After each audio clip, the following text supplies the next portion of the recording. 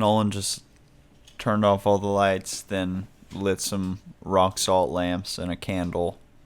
So, the mood is right for the return of Polina, the Craigslist psychic. It's a very spooky vibe tonight. That's tomorrow, and that is it for us today, and we will leave you with a... I can't do it. We'll do it live. We'll do it live! Fuck it! I'll write it and we'll do it live! We'll do it live!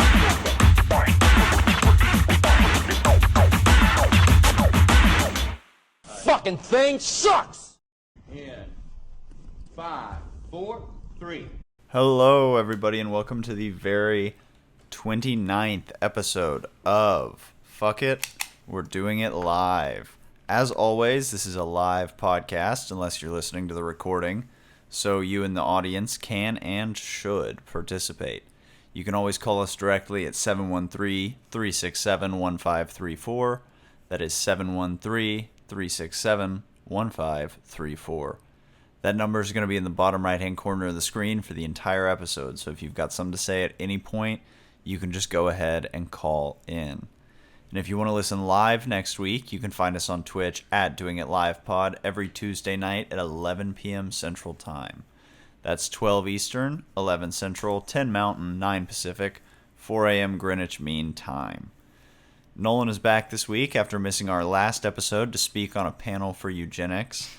We'll be talking about Paws of Fury, The Legend of Hank, which is an animated Blazing Saddles remake, came out this week, for children, if you can imagine that. And in honor of this odd remake choice, we'll be playing Mel Brooks Trivia tonight, in which I will ask you 3 questions about the man, the myth, the legend, the Mel Brooks. If you can answer all 3 of those questions right, you can win the contents of tonight's swear jar. And as you know by now, every time I curse, I put 25 cents in the jar for you to win. We're already up to 25 quarters right now, which is $6.25 for my audience, who I know can't do basic math, and that number only gets higher. Also tonight, Polina the Craigslist psychic is returning. After a fantastic showing in episode 25, we're bringing her back for a little follow-up. I'm going to update her on how things are going with my Czech Moldavite and my Wand of Horrors. And we will also be addressing a little controversy that has arisen surrounding our recent decision to give Marcel the Shell our 2022 movie title belt.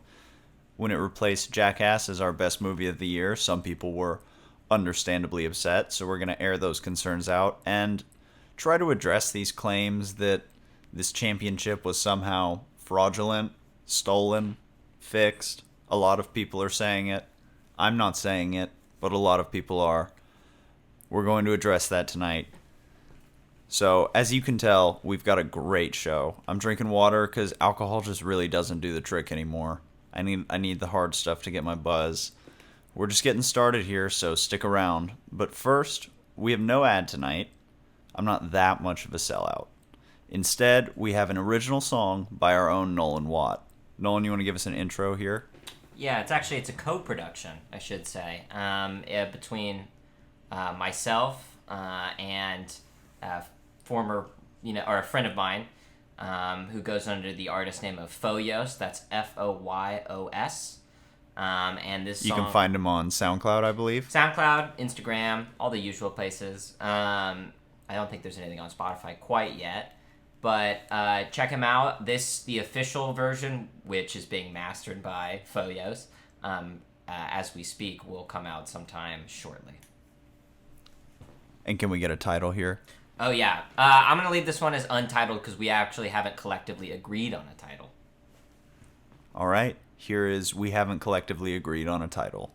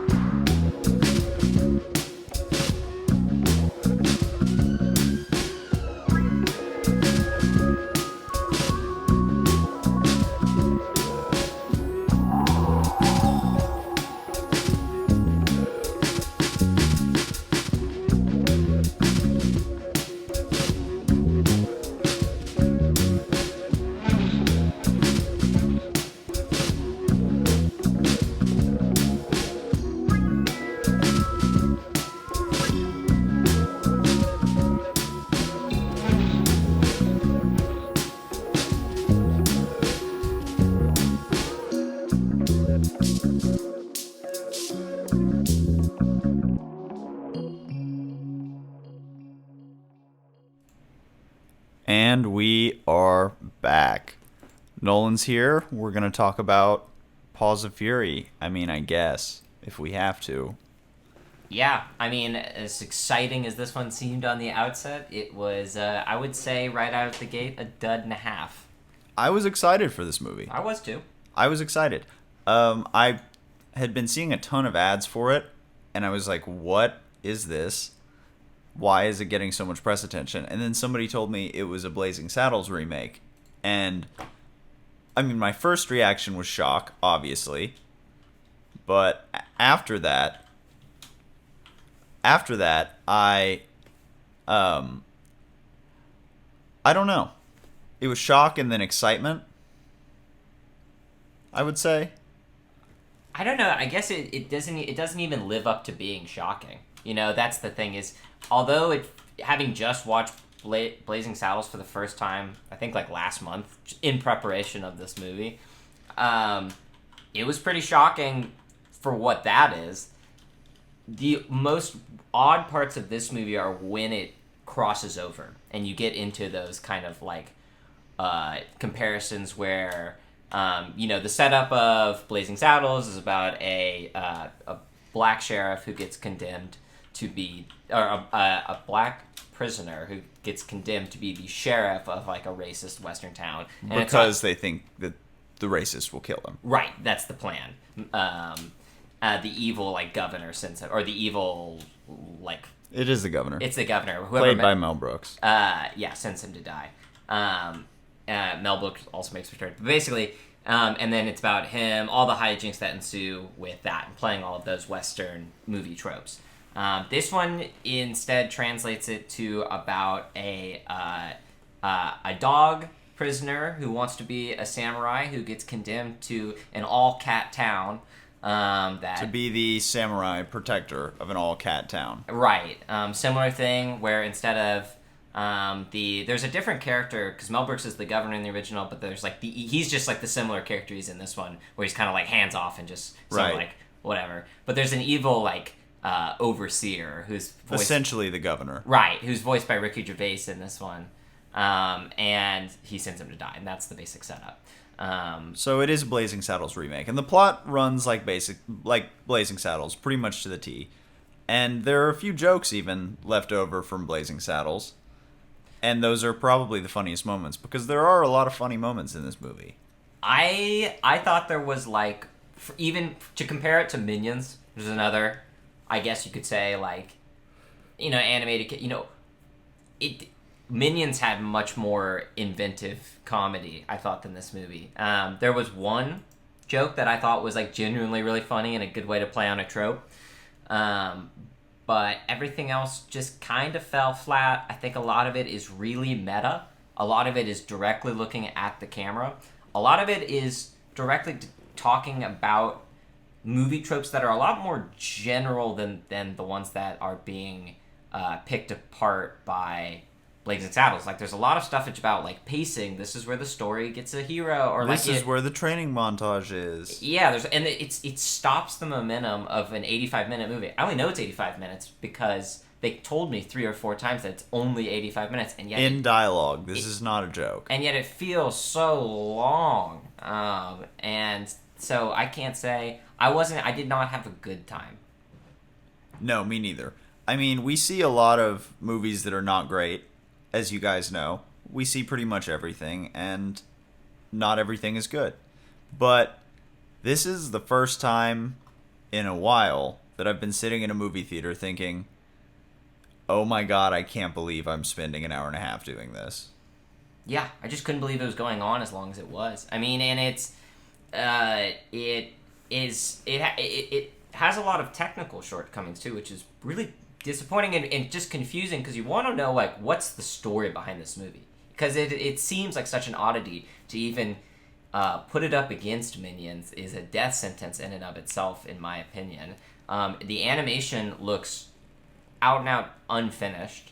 The voice acting, for the most part, is Like when it's the little characters and it's Michael Cera and it's Samuel Jackson and those characters, I believe it. And Mel Brooks, funny enough. Every other character, specifically Ricky Gervais, is so standout wrong. Like it feels wrong. You do not connect at all. Ricky Gervais is phoning it in this movie. Like I think might be literally doing this all from his on kitchen. Zoom. Yeah. I mean, he makes very little effort to emote or to really put the act in voice acting. He just talks. He just sounds like Ricky Gervais, and he just delivers his lines. He emotes more normally. It was like yeah, it was, absolutely. It was turned down. It was like, oh no, I can't believe that. Like it was so stilted and weird, and it felt in place with this movie's kind of technical lopsidedness that you just don't. You're not used to seeing that in finished quality studio animation, which makes me wonder that there's another story here. I think this. Very likely, with zero background knowledge or information, I think it's fairly likely that this movie was stuck in either development or release hell for a few years because the animation looks very outdated. Yeah. Like Jimmy Neutron, for example, looks better than this, I would say. Funny you mention that. And Jimmy Neutron is how old? It's funny because Jimmy Neutron also came to mind while I was in the theater. Yeah, because this is also a Nickelodeon movie. Right, exactly. And it has that Nickelodeon 3D style to it, but I need a point of comparison to know that I know Nickelodeon can release things on a theatrical level that are better than this. I don't mean comedy, I don't mean writing, I mean on a looks alone. Yeah. Yeah, technically it was rough. And while there were a lot of funny jokes, a lot of classic little Mel Brooks puns and stuff, there were a lot of jokes that just didn't land. Specifically, a lot of poop humor. And I mean, like, I'm all for a little bit of that, but it was just, like, shoehorned in there, really clumsy, and I don't know. It's like adults who think, oh, kids will laugh at anything that says poop. I mean, I don't even... Which is not wrong. But doesn't make for good comedy in a movie. The climax of the movie takes place quite literally inside of a giant jade toilet bowl. Yes. That's set up in the opening direct-to-camera monologue by Ricky Gervais explaining everything that's going to happen in this movie. Yep. And all of that meta, that can be good, right?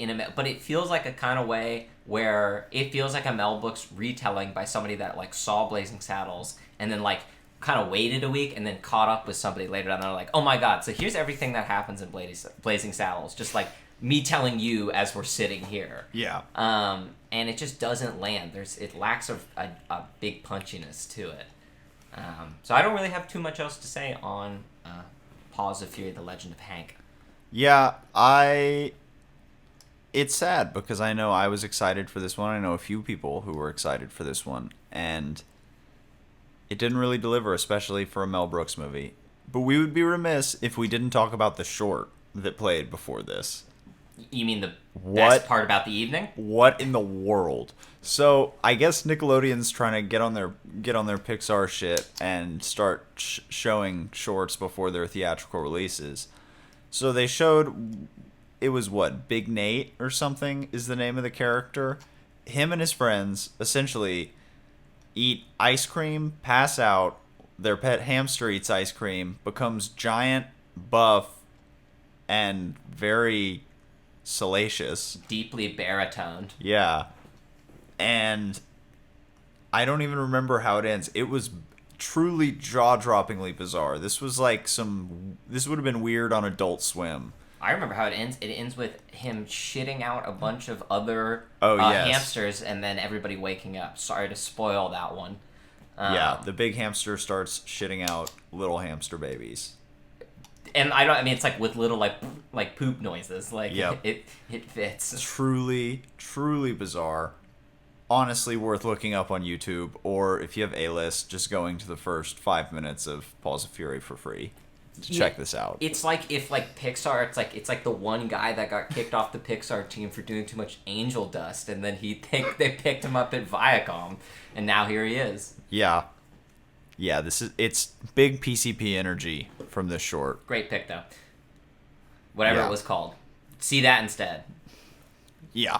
All right, now we got to address our little title belt controversy surrounding Marcel the Shell and Jackass 4. So, one moment while I go get our election conspiracy theorist correspondent who believes that this title belt was somehow stolen. I don't know. People are saying it. Should I fill the air? Yeah, go vamp. All right. Hey, what's up, guys? Finally hearing me. I did make it intimate in here because, I think it adds to an air. I got some Roxol lamps. I got the light set up. It's while I'm here, I'm going to plug my own show that I've been lax on for a little bit, live from Galaxy 5. You can check it on YouTube Sunday nights at 9 o'clock PST, live from Galaxy 5. I've been late, but you can also watch the VODs later. We hang out, play music. All right, they're back. I have to stop vamping. Hey, you can sit here. We have Saxon here who has a ridiculous conspiracy theory belief that our title belt was somehow fixed, that we gave it away, that we let it be stolen by Marcel the Shell from Jackass 4. Let's let him speak for himself. Sax, give us the rundown here. Well, I wouldn't say it's a conspiracy theory. It's just that it lacked conviction. Nolan was so confused and so conflicted about his choice, and then Gage set him up with a layup of a question about character development, and he immediately caved and called it the best movie of the year, after admitting that he enjoyed Jackass more. It was just rather controversial, and you guys moved on from it rather quickly for taking the crown of this podcast. All right, let's go to the tape. Now, something that is usually a given when we review movies, our movie title belt, currently held by Jackass 4. But I firmly believe that Marcel the Shell should take the spot. So is that enough conviction for you? This is edited. I firmly believe. This is this is the VOD. This is straight download from Twitch. Let's continue. I don't firmly believe that, but I don't disagree with it either. And Okay, so Nolan clearly lacks conviction, but he doesn't disagree. I don't know how to. I'll make my case. Okay. I mean, look, we love Jackass 4. We love it. It's a lot of fun. Okay, but that's not a movie that's gonna stick with you. Like, I haven't seen it in, 4 months now? I watched Jackass 4.5 twice. I mean, yeah, I watched Jackass 4.5 too, and it's hilarious and awesome, like all the Jackass stuff, but that's a movie that you'll go back to, but it's not a movie that's going to impact you or stick with you like something like Marcel the Shell or something like, honestly, like Duel, for example, which I don't know if you ever saw or not. I did. Okay.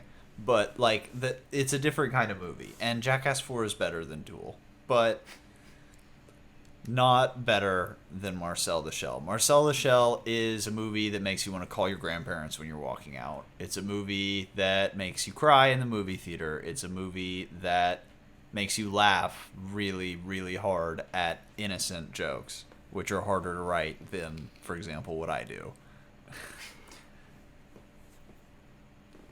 That's my case for Marcel the Shell. Okay, I mean, I didn't cry.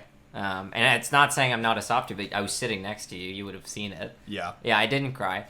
It's not that I wasn't emotionally involved. It's that it's just I wasn't. I little bit felt at a distance at times because of the documentary stuff and because of that distraction and stuff like that. But the documentary stuff is what honestly kept me in. I think it served to keep it from becoming, corny. The character... Because then it's not like Marcel the Shell on an adventure. Right. It's more intimate. Yeah, I mean, to a degree. But, this is why I'm saying it's a tough one, because I don't... It's hard to compare these two things, because I don't really see myself going back to this one. Even though I'm recommending it highly. It's just... I don't know if I was as engaged or as involved. It is funny. It's got a very genuine and clever sense of humor, for sure. but I don't know how I feel about them. I don't know. Okay. Thoughts? He's clearly convicted, and we have to catch the back half of Nolan's thoughts. We only saw your layup of telling him what was good about it and what you liked about it. We didn't hear his complete response. If you would resume, you'll understand my case. I will resume, but I would also like to say that Nolan asked me to make the case for Marcel the Shell, and I made my case. Do I get to defend myself, or no? Okay, cool. Yeah, you guys, Nolan, no, what do you got? Go What to do the you got? tape. Okay. No, fucking go to the tape. Back to the tape.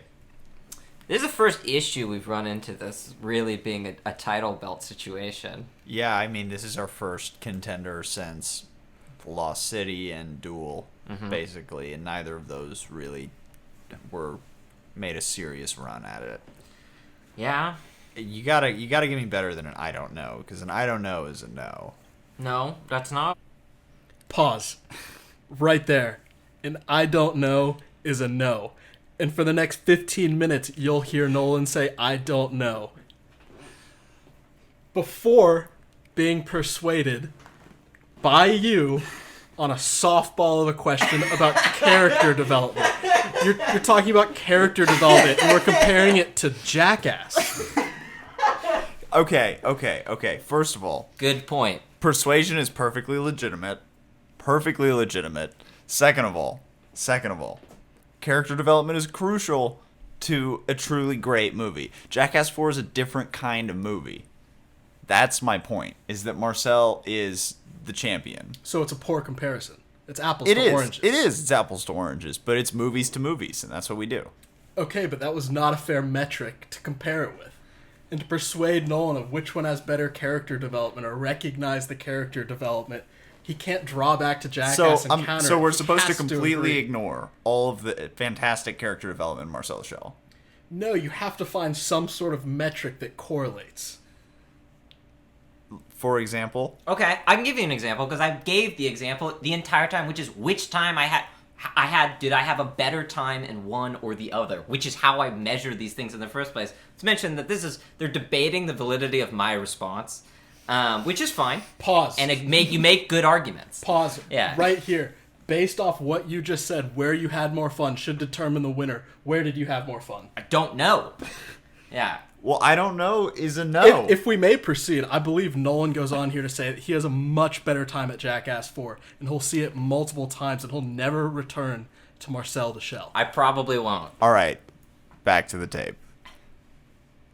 What it is, but If it's not a yes, then it doesn't take the belt, so then it's a no. I can't be conflicted. I can't. Let's work through this. Okay, what work is through this. what keep Nolan hearing. once again asking me to persuade him. He says, "Let's work through this." He wants me to make the case. He wants to say yes. Makes Jackass 4 better than Marcel the Shell. Make the counterpoint. I had like a rapturously good time. Pause. Case closed. He didn't say better. He said good. He said he had a good time. He said he had didn't a say better. rapturous time. Yes, a rapturously good time. Let's see. what did he say about Marcel Let's the see Shell? what he said about Marcel the Shell. That's my compelling argument. It has such a firm place in my memory because of just how engaged not just how I was, but how everybody else was. Because to a degree, it symbolized everybody being active in a movie theater for really the first couple times in like 2 years. Okay, see, here is my issue with Nolan's argument about having a better time in Jackass 4. This is This is ridiculous. rehashing the same No, argument. no, object. because it's not I about the movie. object. It's not about the movie for him. You're It's trying not to about the project movie for someone him. else's feelings. Oh my He goodness. just told you what his feelings are. You But he can't says argue with he them. says in the tape that it's not entirely the movie. It's people getting back together into the movie theater. It's seeing a full movie theater. If you watch this movie like on Netflix, which he has, Yeah, I have. do you have a better time than seeing Marcel the Shell? on Netflix for a baseline comparison. In a TV, in a vacuum, on a TV, on a couch. Yes. Better time Jackass. Better time Jackass, yeah. Wow. So we're going with that? All right. Well, Looks like it got rescinded. You had it for a week, buddy. the title belt has been rescinded. Marcel the Shell, I'm sorry. They've stolen your glory. What's it called when the governors of California get? It's a recall. No, yeah. This is a successful recall attempt. The first one in God knows how long. I mentioned Can I thank you. plug my law firm? Yeah, plug your law firm. If you have mesothelioma, I'm on it. I'm absolutely on it. Morgan Law Partners. Check us out. I will say thank you, Sax, for coming on the air. We encourage this kind of scrutiny and debate. We have nothing to hide, nothing at all. And as you can tell, pretty clearly, I come undone like a cheap suit. Yeah. Under any kind of any kind of scrutiny. So Nolan can't handle the heat, but he stays in the kitchen. I can't, but I got slapped one way, I got slapped back the other way, and eventually we'll meet in the middle with something that maybe everybody's happy with, but probably not. Thanks, Sax. Appreciate it. Yeah, thank you for coming on, Sax. And restoring order. Case closed. Well, that is a shot right to my ego's nuts. All right, we have 2 minutes left until Polina is scheduled to call in. Well, So if you're in the Twitch chat right now and you want to start sending suggestions for things you want to hear me talk about with my tarot reader, you can go ahead and start doing that. could you ask your chair? She reads the future, right? Yeah. Could you ask her? Well, she can read anything, man. She can read a book. She can read a magazine. She can read a lot of things. Beforeitsnews.com. Beforeitsnews.com. Yes. If you guys want to pull some headlines from beforeitsnews.com, I'm happy to discuss those with Polina. Can she tell us what's going to win the movie title vote? I'll ask her what her favorite movie is. I'll try to work that out. Ooh, that's a good question. Yeah. Yeah. So, yeah, if you guys have any suggestions, please send them in the chat. And of course, if you remember from last time, Polina's tarot system relies on me giving her numbers between 1 and 1,000, so be ready with your favorite numbers. Okay, my 3 favorite numbers: 666, 777. Thought I'd have a third one, honestly. Wow, fake fan. Yeah, I know. Ooh, Oh, you like 242. You like numbers? You like numbers? Yeah, I Name like 3. Yeah. Name 3 sets, dude. Bro, you don't even listen to their albums. All right, well, Polina, you better not be late. I mean, she's on astral time, I guess. AST. Yeah. I'm hoping that she's less suicidal this time. That was a real downer. Was she suicide? I think she's just. She said she was tired of this earth and wanted to transcend Yeah, but. to the next planetary realm, so. Yeah, that's not suicidal. It's just. Oh, Jacqueline wants some book recommendations. I'll get those. Yeah, that's. I'll work this in. Yeah, I'm gonna try to address some of the advice that she gave me last time, including buying Czech Moldavite, buying crystals, buying a wand of horrors. Horrors, right? Horrors. I specified that with her. I thought she said horrors. She said whores. I still am just not entirely sure what that's supposed to mean. Maybe, you know what? We'll find out. We'll try to find out. It's like the Isle of Man. Yeah. I'm going to ask about the Sun People again, of course. Everybody's favorite. We love the Sun People. There's isn't there a Beatles song called? Here Comes the Sun No. People? It's not called Sun People? What's it called? The one where they speak in like fake Italian. Okay, you're losing me. It's on Abbey That's Road. Amore? Yeah, no, it's like molto benedice, Filoni. Oh, we're going to ask Macaroni. about the tuning forks, of course. Oh yeah. I'm going to say, yeah, I'm, learning an instrument. By the way, I am learning the bass, slowly but surely. We're getting there. Sun King. That was. Sun King. That's the Beatles. I am the Sun King. I am the lizard god. Well, interesting. Is Jim Morrison. Ask her, tell her that you feel like a lizard god. I do sometimes. Okay, that's my suggestion. I do feel like a lizard god on occasion. On occasion. What kind? Special occasions. Yeah. That kind of occasion. Yeah. Black tie events. Things like that. Weddings.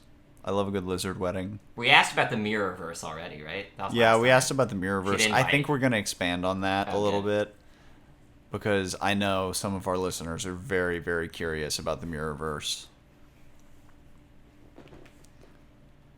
So we will have to see about that. Polina's a little bit late right now, but that's okay. You know, we're on island time. We're not on an island. Well, Yeah, in a sense, we're on an in island. a gigantic island. We're on an island in the universe. You could be on an emotional island, separated from everybody. Yeah, Polina, we will also address that. She told me that I needed to be a hermit to find true happiness. Speak of the devil. I'm out here. Nolan, yeah, don't blow my cover. All right. Here we go, everybody. It's Polina. Call from Paulina. To accept, press 1. To send a voicemail, press 2. Hello? Oh, hello, William. How are you doing? Hi, I'm good. How are you, Polina? I'm doing wonderful. Yeah. Thank you so much. Just a few minutes late. How's everything going in your life? Tell me. I want to know everything about how you're feeling. I haven't been sleeping very well recently, honestly. So I've been pretty tired the past couple weeks. I've been trying to make some changes, following your advice from the last time we spoke. I'm trying my best, Right. at least. Mm-hmm. But I don't know. I feel tired a lot of the time. I've had trouble sleeping. I feel like I don't have enough time to do the things that I want to do necessarily. Yeah, I understand that. You're probably working a lot. I am working a lot. So let's go to how you feel, and let's go to what you want to read on tonight. And before we proceed, let's go ahead and get your date of birth in a numerical order, please. Okay. 08 Okay. 16 Okay. 1998. Okay. All right. Give me a minute. I'm going to calculate your birth card right now. And here's my calculator here.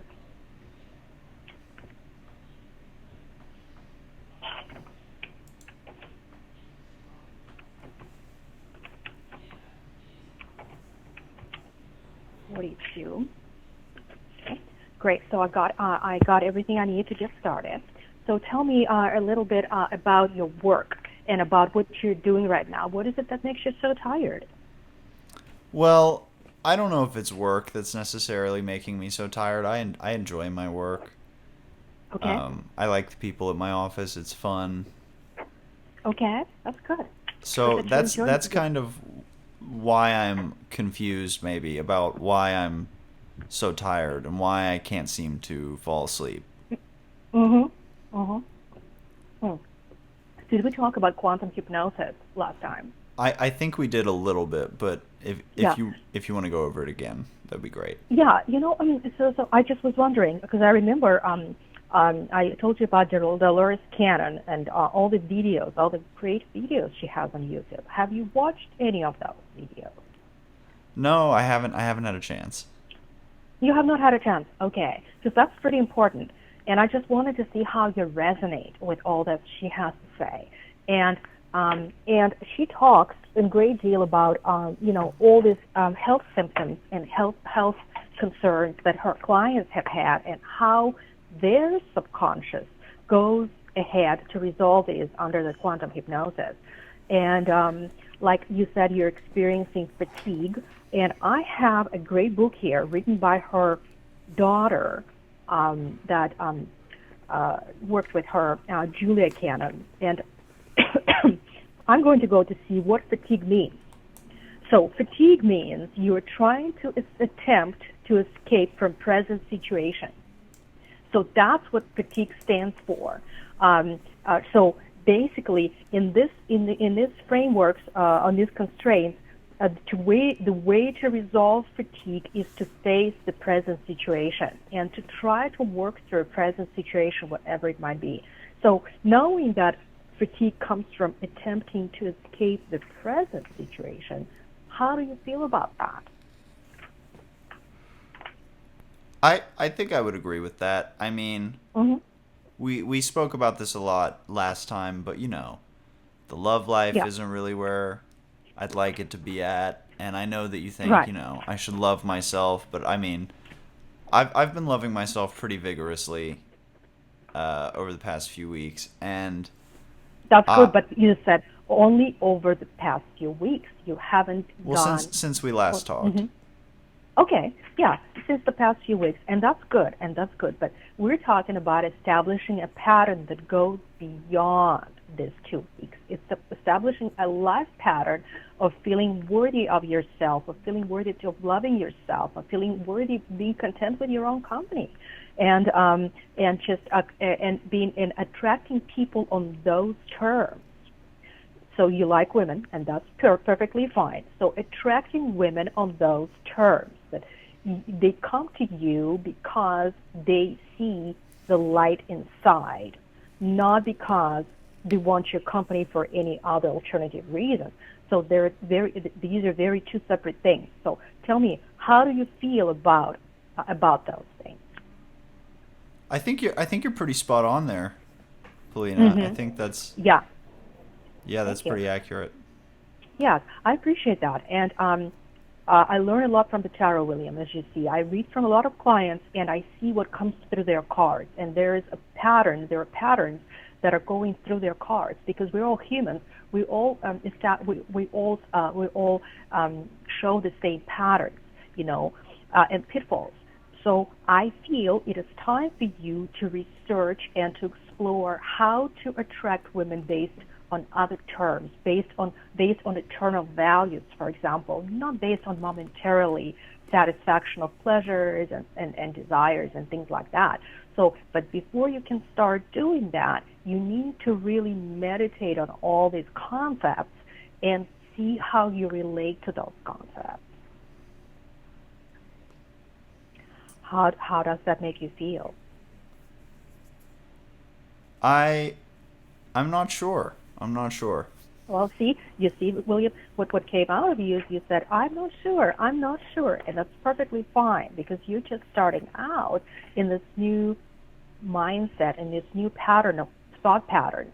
So, and this is the thought pattern that may not be very familiar to you, but this is a thought pattern, nonetheless, that requires your full attention and meditation because that's where you're going to find true happiness. Right. Yeah, no, I mean, I think you're right. But also, aren't pheromones a big factor in this kind of thing? Well, you're talking about pheromones. Yes, well, pheromones are a factor. Things like that. Yes, I understand it's a big factor, but again, a big factor to a person who's evolved. That means if a person is evolved enough spiritually, it will mean nothing to that person. They will not even be moved by any sense or any pheromones whatsoever. However, those people who still want to stay in their animal nature, who still want to pursue the lower nature, and we all have that lower nature, we all have it, and it's just a matter of where you want to go. You want to go up or you want to go down? Or do you want to stay in your comfort zone where you are now? And that comfort zone, William, I want to emphasize, since we're reading and being very open with each other, that has not been working for you too well because I'm feeling there is a blockage there because you're ready to transcend into the higher realm, quite frankly. You think I'm ready for that? You are ready. You're ready. You're completely ready for that. And you need to give yourself a chance. And you need to work with yourself, and you need to take time with yourself. You see, this fatigue comes to you from probably you fighting yourself, being stubborn and fighting yourself, not willing to change, and trying to escape from yourself and trying to escape from the truth of what is. And something that's what's telling me, we're not even reading tarot, but what Spirit is telling me is that you are in a limbo. You are like hung. But the one who hung you is you, and you are ready to transcend into the higher realm of experience, but you are not still sure whether you really want to do it now, how you want to do it, how you want to approach it, do you want to dab into it, or do you want to go all out? But you need to take time, and you need to work with yourself. This doesn't come overnight. So meditating, being with yourself, taking walks, and just thinking what you are going on long drives by yourself. It all has to happen by yourself. So you should not try to fill that space with another woman who just has pretty anatomy or a pretty face and ready to give you the time of day and start dating, because you need to really realize which way you're going first. And that takes time. That takes self-work, and you're ready for that self-work. And I feel you're blocking all that with your fatigue. So I should be working on elevating myself, and then at a certain point, searching for another person on the elevated plane, right? Right. To spend Yes, spend my life with. But how do you know when somebody has evolved, has like truly evolved and elevated themselves to a higher plane? Right. That when you have done so, you will attract that's what's right for you, and you won't even have to look. That lady will come through your way. You will attract that person like a magnet. So that vibration, that high frequency that you will become, that will attract that person like a magnet. You see?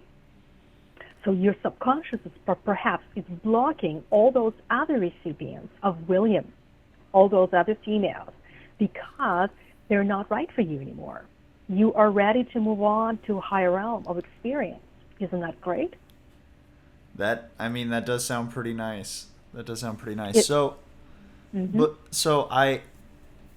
how will I know, right, the people who are attracted to my vibrations, right? How will I be able to tell that theirs are on my same level? See, that's the question begs the answer, and the answer is, the reason why you even have a question like that, William, is because you have not engaged with yourself yet to a point where the information starts flowing automatically. It gets channeled into your brain automatically. You just know. It's called a knowing.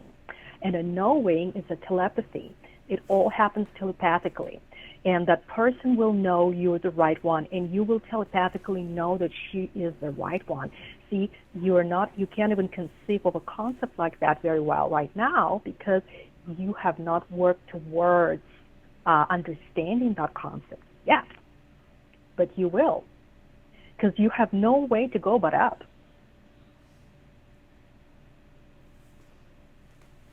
And what does it feel like to elevate, right? Is there like a moment where you transcend? Yes, it's a moment, and it's a number of moments. It's a big number of moments where you're going higher and higher. Like I said, it doesn't happen overnight, but you're going higher and higher and higher and higher in your vibration. You're elevating, and you feel it. The nature elements are whispering to you. The sun is shining brighter, and it doesn't burn you anymore. People's voices are no longer loud and unpleasant like they are now, but they will become pleasant and soothing and refined, and things will taste better. Everything will sound better. You will breathe easier and better. There will be no fatigue. You'll have better sleep. You'll be sleeping like a baby. That's another thing. You'll be sleeping like a baby because you finally trust. You finally trust yourself, and you finally trust the process. So those are the elements that will start opening up to you. A better life, better quality of life, better colleagues, better pay, better neighbors, better food on your table, better pleasures and better experiences. Everything becomes better, elevated, like magnified, like 5D. Like everything's just more in color, more in focus, and you have clear understanding why that is and where it comes from, and you trust, and you say, oh no, I can't believe this happened to me. You don't say that anymore. You say, oh wow, this just happened. I made it happen. This is great. I made this happen, and tomorrow I'll make something else even greater happen. And that's how it starts to flow. Yeah. You said foods are gonna taste better. Is there stuff that I should be eating specifically that will help? Well, it's not really specifically eating. But basically, anything that's lighter, a light diet is really good for you. And if you can start trying to eat less meat, that's very, very good. Less meat or something that's lighter, a lighter diet. And if you're eating, you're not overeating. You're only eating as much as your body needs. So now, when you have food, it's one thing. We feel that we can make ourselves lighter if we eat less or if we eat better food, and it's true. It will help a lot. But there's also lightness that you need to start gaining from the activities that you do, like watching less television. Stop or discontinuing to watch anything that disturbs you, like horror movies, like football games, like cartoons, like anything. If you're listening to the music, William, listen to only at the finest of the fine.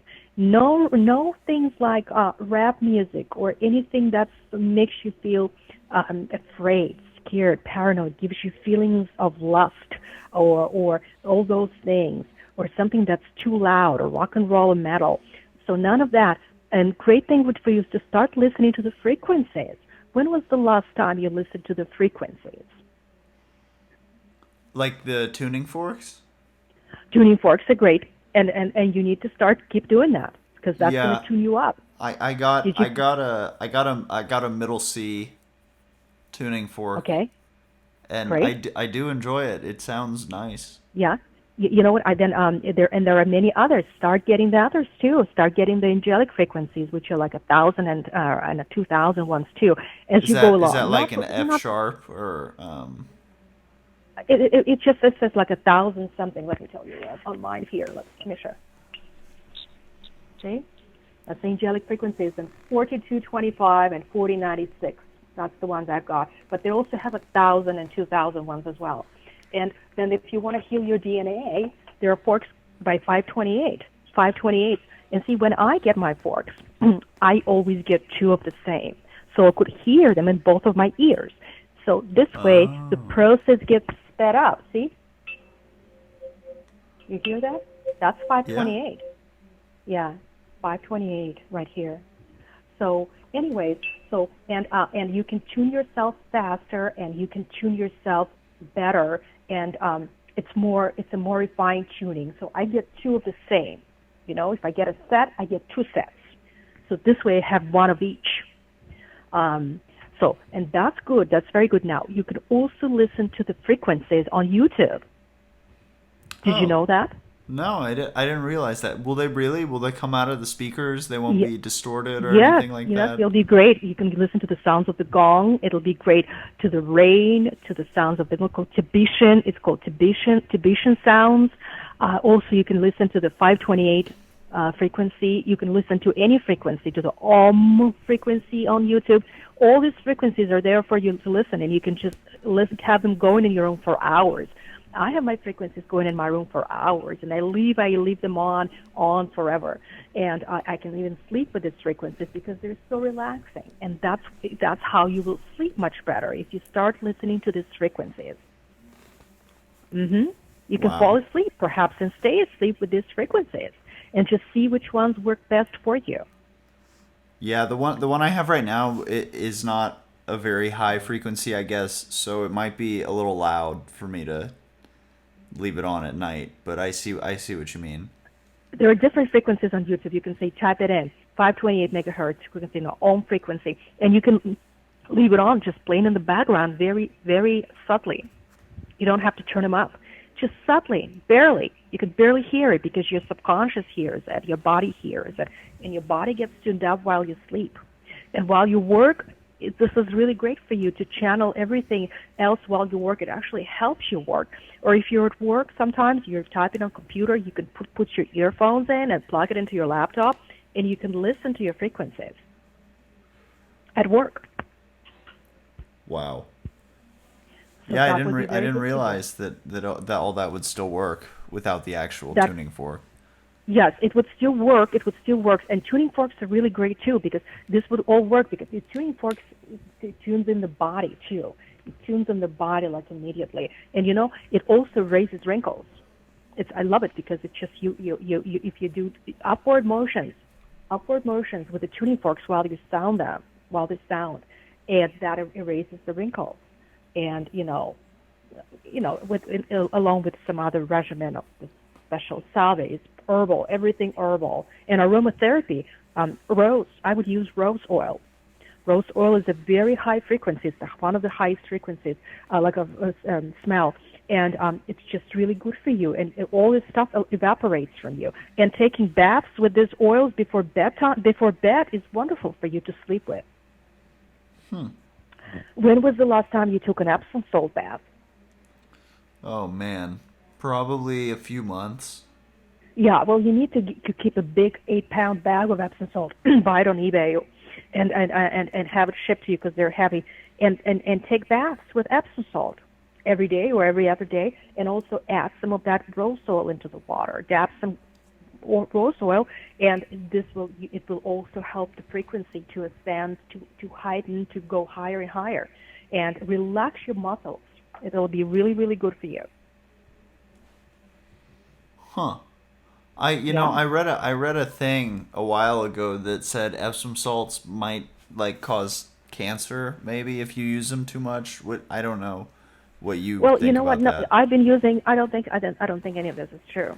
And if you read it on some mainstream, they just told people aspirin is not good for them. When aspirin is really great for them to keep the blood pumping to make sure it doesn't stick in the clots. So Epsom salt is really great. It's all pure. It's all pure magnesium, it's silica. It's all filled with all these great vitamins, and it relaxes the hell out of you. You'll sleep like a baby. Yeah. Yeah. I do also, Epsom salt all the time. Yeah. I also got I got a tuning fork, and I also got a little piece of the Moldavite. Oh, great! Tell me about that. So I'm a big fan. I mean, I can feel like a lot of positive energy coming off of it, because I got it from Czech Republic, like you said. Great. I'm glad you did. So you feel that, right? Right. You can I like having it near me. I like holding it. I like sometimes I kind of like roll it on my arms and things like that, and it feels good. Okay.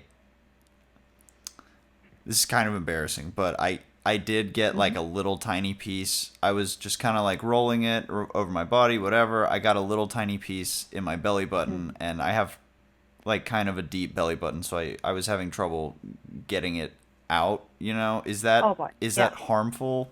Is there anything about the Moldavite that could? No. It's not harmful at all. It's probably it just wants to get to you. It's trying. You see, the Moldavite is intelligent. It's trying to raise your frequency. It's trying to get in there in order to raise your frequency.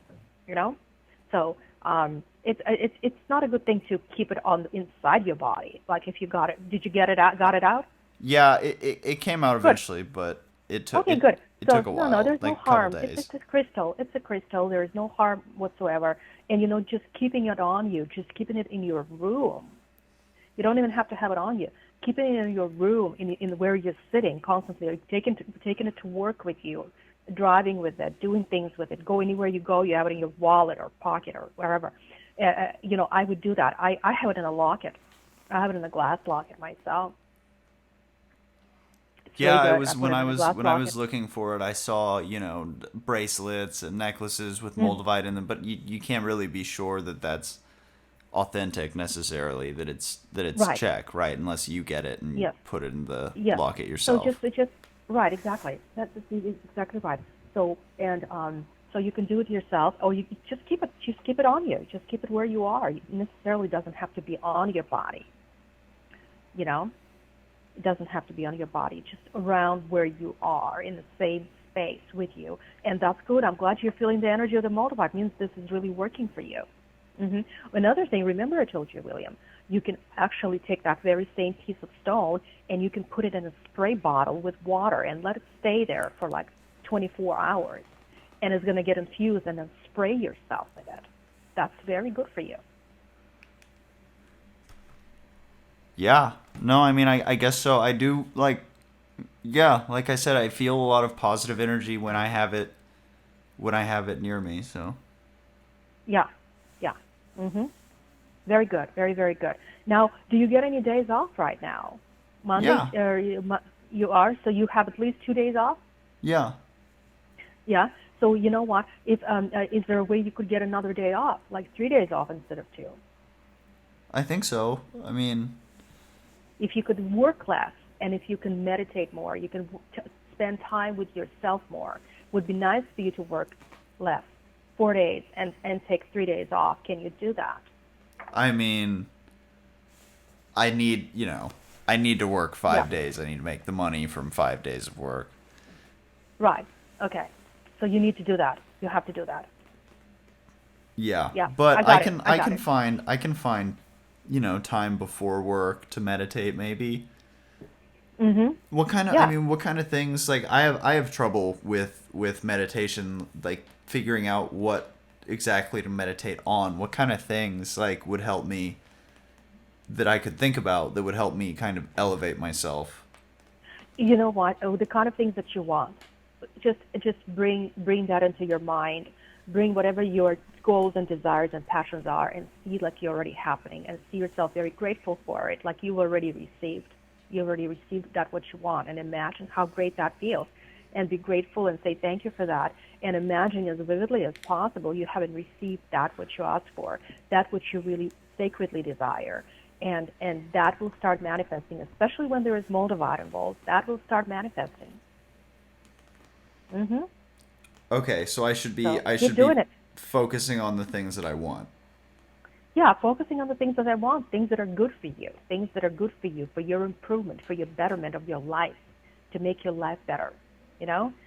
So, and working with the universe, so the universe can lower this at a moment's notice. It can lower down that what you want, or in other ways, it will basically raise your frequency to a point where all those things suddenly become possible. Yes. Yeah. It'll put you into those situations, and people will come out of the woodwork to support that, to make that happen, to help you do that. And that is how this whole thing works, you know? It's through visualization. And that's what I'm saying. Spray yourself with this. Would be good for you to spray yourself. Have Moldavite also, but also spray yourself with this Moldavite water. Did I tell you about a test that I did? No, I don't think so. No. Yeah, I basically I put Moldavite. What I did was I actually put Moldavite in oil, and I infused it in like you can get any oil. You can get a almond oil, you can get a jojoba oil, you can get a vitamin E oil, any oil you want, whatever it is, oil. You can put Moldavite in the oil and have it sit in the oil for a few days, and then you take some of that oil and you shake it in a spray bottle. Like so it becomes liquefied, like with water. So, but not too much. So, and then what I did, how I knew how this works, then I put oil on my hair. I put like oil on my hair. Which oil was that? It was like some kind of a oil for a hair product. You know, you put Right. hair oil in the hair product, and then what I did was I sprayed my head with this Moldavite infusion, the Moldavite oil infused with water. I sprayed with it, and I felt, even though it didn't actually happen physically, but I felt as though every single strand of my hair is standing up on my head like a light bulb. It feels as though your hair, all hair, are standing up on your head. And it feels like, and that means the electricity is going through you. You're having a crown. It's like your energy is expanding. Your energy is expanding, and it means it works. This Moldavite thing, it really works. So you feel as though your whole energy. So what happens is all your energy starts to expand, and this is a physical effect that one can feel. Short of, so every time you spray yourself with this Moldavite water, that's what it does to your cells. It basically gets such high energy, such high frequency. So you become, your cells become very high frequency. All of your body becomes high frequency. So your frequency raises. and that's how to see whether this whole thing works, and you feel like it works. So this is a very interesting effect that I've observed, and I've never felt anything like that before. So have you ever heard of aura photography? Aura, like AURA? Yeah, AURA, aura photography. I think I have. I'm not entirely sure. I may have heard it in passing. Yeah. So and you can take and there are aura photographers out there, and they can take a picture on a special camera. They have a special camera. I can't remember what it's called, and you can research it online. You can see your aura. You can take one picture, even with moldavite, without moldavite, and then another picture after you sprayed all this moldavite. Your aura will change. The colors of your aura. It's all the crown around you. It's a big like color, different colors like rainbow, and everybody has their own aura. So it makes your aura bigger, and it makes it colorful like the rainbow. So, and those types of cameras capture that, the energy that comes out of you. So it's quite interesting. So this stuff really works, But this is really great. You're really doing this. This is really great. Now, have you gotten any other crystals other than moldavite? No, not yet. I'm starting off slow. Yeah, you're just starting off slow, and it's fine. The rose quartz crystal is great for you. Quartz crystal is great for you. Amethyst is really great for you.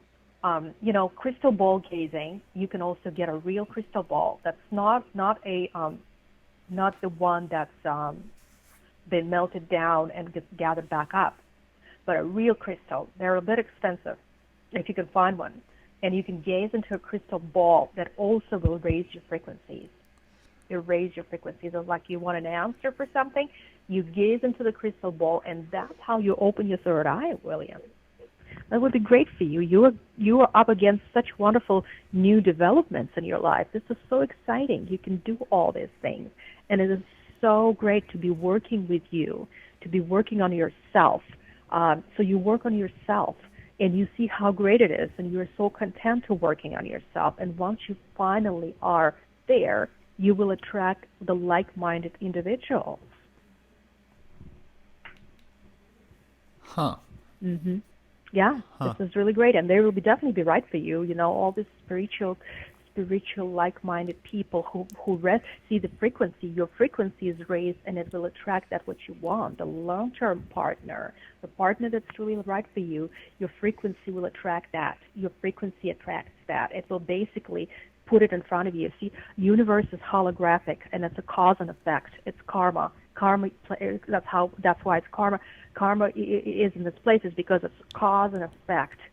The more you raise, the more effect you are qualified for.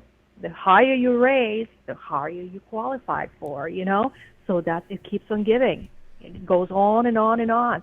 But if you start lowering your frequency, you start lowering your vibration, then you're going to start facing with people that are unpleasant, that are situations that are not good, situations that just, like nightmares and stuff like that. So you don't want to lower your frequencies. You want to raise it, and you want to keep it raising. You want to continue raising it. You see?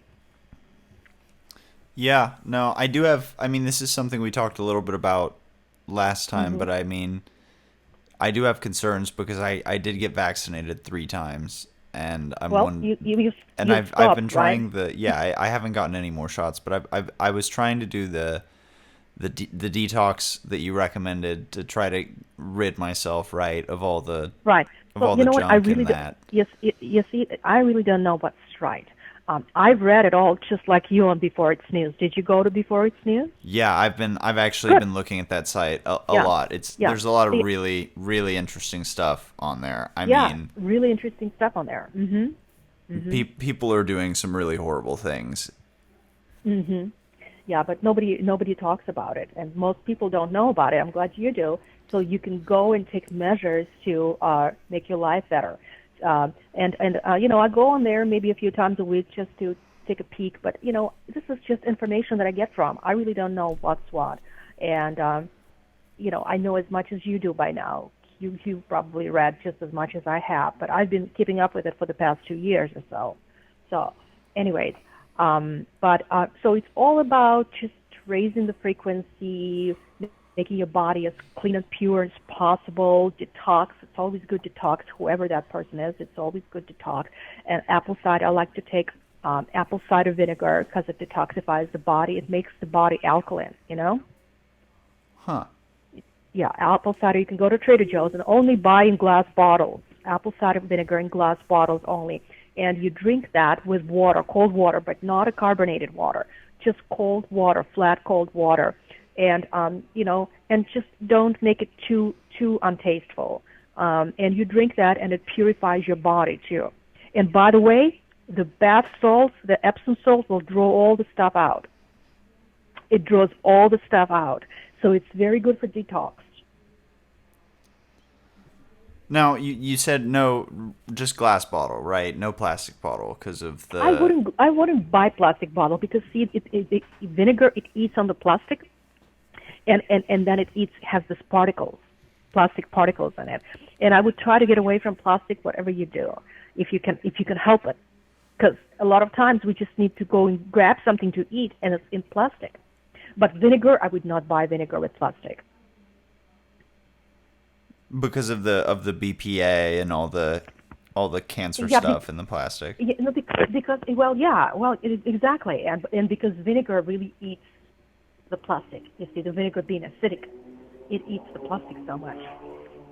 So, anyways, and if you're buying bottles, like I only drink Pellegrino and Gerolsteiner from Trader Joe's. I prefer Gerolsteiner water, only glass bottles, no plastic bottles, only glass bottles. Because plastic really pollutes the body. It doesn't help you in any way, only other than to pollute the body. God knows what's in that plastic, we can only guess. So it's not natural, it's a synthetic product. Anyways, and I also read about somewhere that they say people who did plastic, they low fertility rates with plastic, and it's like brings down basically their capabilities.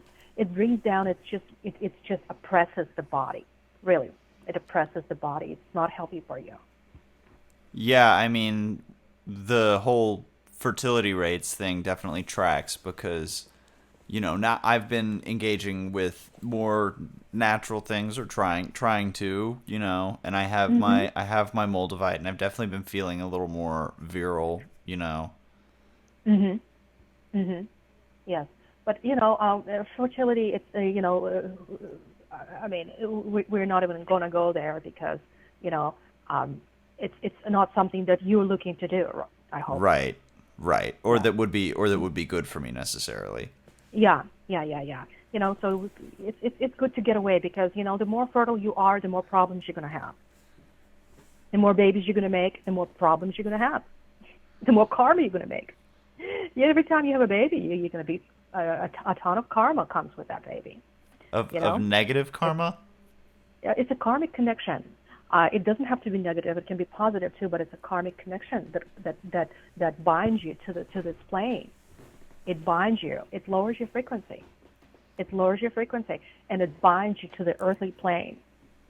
Because as a parent, you need to focus on the child. You need to produce. You need to make money. You need to get burdened by so many things. You can't focus on yourself, and that's why your frequency goes down, in addition to so much other stuff that goes on. So I don't know if you want to be a parent, and if you do, under certain circumstances, maybe you do, down the road, who knows. But you need to, right now, be concerned with raising the frequencies and only focusing on William only. It has to be that way. And only that. Right now, it's William only. Yeah, I hear you. But children are definitely something that I want. Could we maybe ask the cards about that? About what my kids might be like, if I should have children at all, that kind of thing. Right. It's interesting that you brought this subject up, is because I've been reading so much with women, and none of them can get pregnant anymore. And the fact of the matter is they're calling me because they can't get pregnant. and they want to know why, and they want to know when they're going to get pregnant, and they just can't conceive anymore for obvious reasons. You've been on before it sneezed. Right. It's what it is. So, and everybody's reading on this right now, and I was just reading with a lady who was concerned with her son's producing an heir and getting married. Same thing. Tarot said the same thing. So it was a lot of things going on. So we'll see what Tarot has to say to you. So are you open to having this conversation with the Tarot regarding that part? I think so. I think I'm ready for that. Okay. So we can start off. What would you want to start off with? And the more you angle your questions the more you narrow them down as we begin reading, the better. So what would you want to ask the Tarot regarding this? If I were to have a child, would they be a good, happy person? I think would be my number one question. Right. Okay. All right. Okay.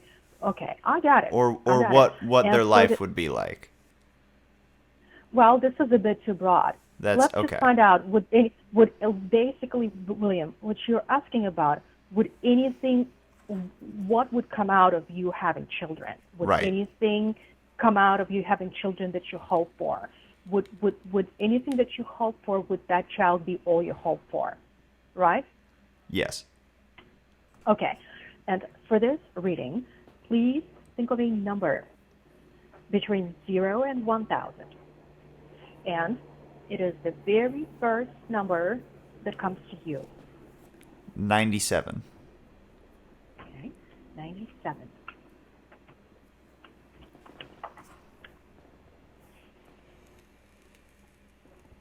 All right. And as I'm reading, I'm going to also to ask you to help me perhaps tie a few things in. And I'm going to tell you what cards coming in, and you listen to what the cards are coming in. And you may be getting impressions in your own mind as I am announcing the names of the cards. Just be very open to this. So here we go. The first card in this reading is death. Death. So when you're asking about your child or whatever that child that's not born, or it's just a concept of you, an interest of knowing regarding that matter, the first card in this reading is death. So wanting to know about this is wanting to know about death. It's interesting how that is, but that's what the tarot is saying. First card symbolizes the heart of the matter. It is what you're asking about. So you say child, tarot says death. Okay. Death to the Hermit. Then there is an Empress. And then there is, and death to the Empress. And death to death. So basically the tarot says it's not a good idea. And just this is in a nutshell. Tarot says it's not a good idea for you to involve with children. Now, how do you feel about that? Well, not the answer I was hoping for, honestly. Well, yes, but now that you have heard what the tarot thinks, this is not what I think. The number came out of you. This is your number. This is your other part talking through the cards. This is the higher part. This is the high William, the high priest, talking through the cards. This is what he's saying. Death to the Hermit, death to the Empress, and death to death. And Hermit here is the child. Child does not want to come through. He doesn't want to be here. If you were to try to get a woman pregnant, the soul that were to come out is a hermit, means it doesn't want to be here. The child is already a hermit. Before he arrives, he or she is already a hermit. But if it were to be born, it will be a girl. It would be a daughter. If it were to come through, it would be a daughter. But it appears to be that it may not live, or it may not live a very long time. And these are just the little details I'm perceiving here through the cards again. So it's not a good idea at this point. At least at this point in time, the tarot says it's not a good idea to engage in. Well, And that's okay. Again, you need to focus on yourself. That's another great reason why William needs to focus on William only. And let everything go. You got to let that go completely. And it will be the best thing you've ever done, because all these kids, they take you away from yourself. You think there's something for you to gain, there's not. The only thing that there is to gain is through personal development, through your union with the universe, with God, with yourself, with the highest and best part of you that's inside of you already. To knowing that part, making friends, making a bond with it. That's what William needs to be concerned with right now. Now, things can change in the future. I can tell you things can change in the future. But for now, Tarot says it's completely off limits to you. I mean, I get it, but that's disappointing. Do you, does the tarot say anything about whether that could change in the future? Yes. The tarot, let me tell you, the tarot system, it reads you as you are now. That's what it's for. It reads you as you are now. Perhaps it sees that this would not be a perfect situation for William to go through right now. This can change in the future. In a year or 2 years or so down the road, things can change. You see what I'm saying? Right now, it basically says this is the worst thing you can even think about. So, but you're very far away from that. So you need to find yourself. You need to find yourself, and you need to meet yourself, to meet real William, and find out who you are, why you're here in this time and day. Isn't that the most important thing anyways? Yeah, I would say so. Yeah, I would say so. I would say so. So let's go to your next question today, William. Let me think.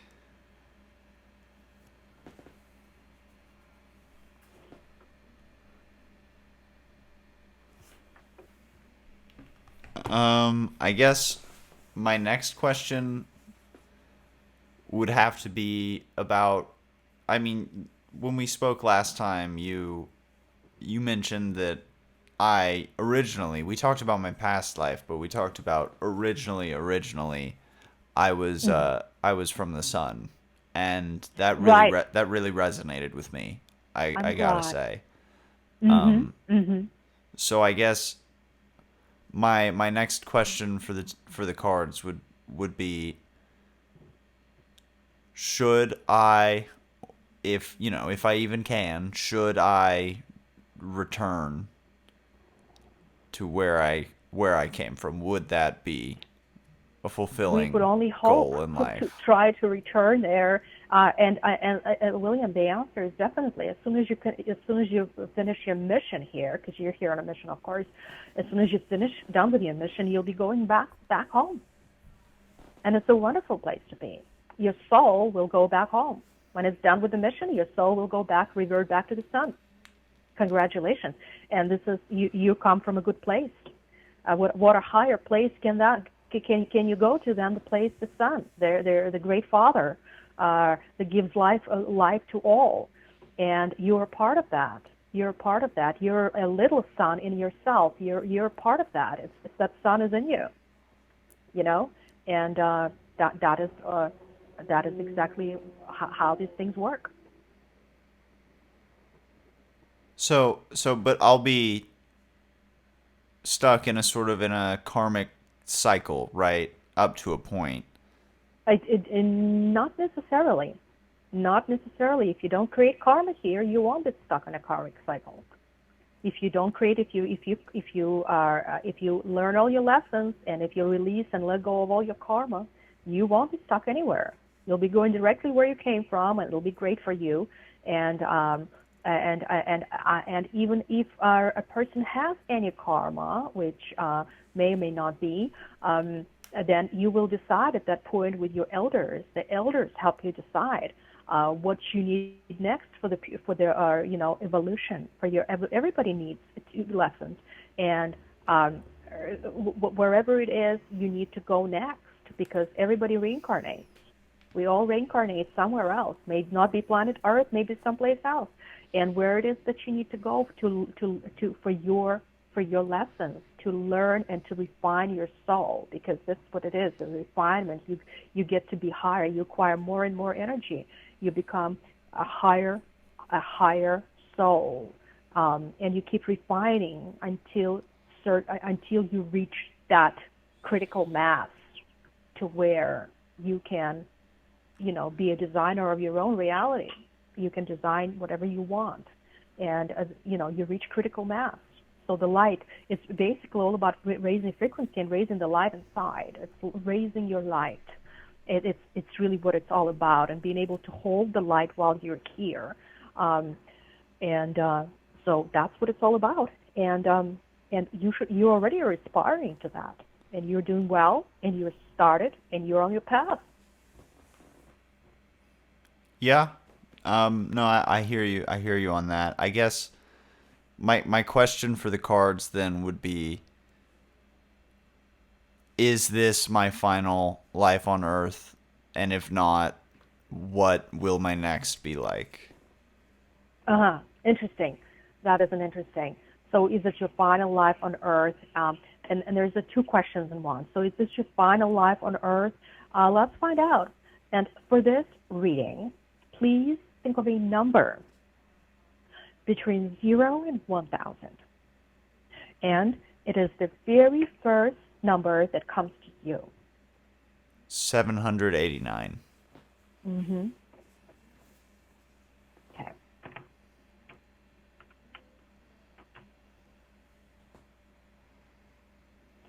789. Okay, this is a censored reading. This basically you want to know, but you don't want to know. That's what this reading is about. Give me a second to uncensor it.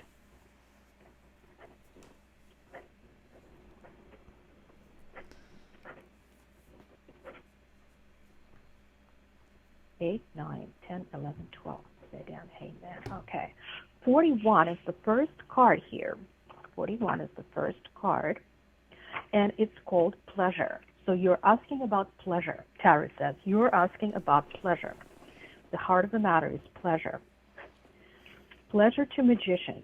So pleasure to magician means you hope that it's all good. Magician, you are the magician here in this reading. But one of the cards here, you're censoring something. Let me see what you're censoring. You are censoring indolence. Indolence. Magician censoring indolence. Okay? Then there's an empress. And I guess the empress is Mother Earth, because you're as concerned. Empress is the Mother Earth, because she is the spouse.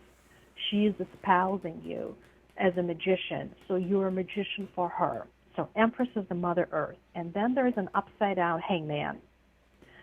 So you'll be coming back here.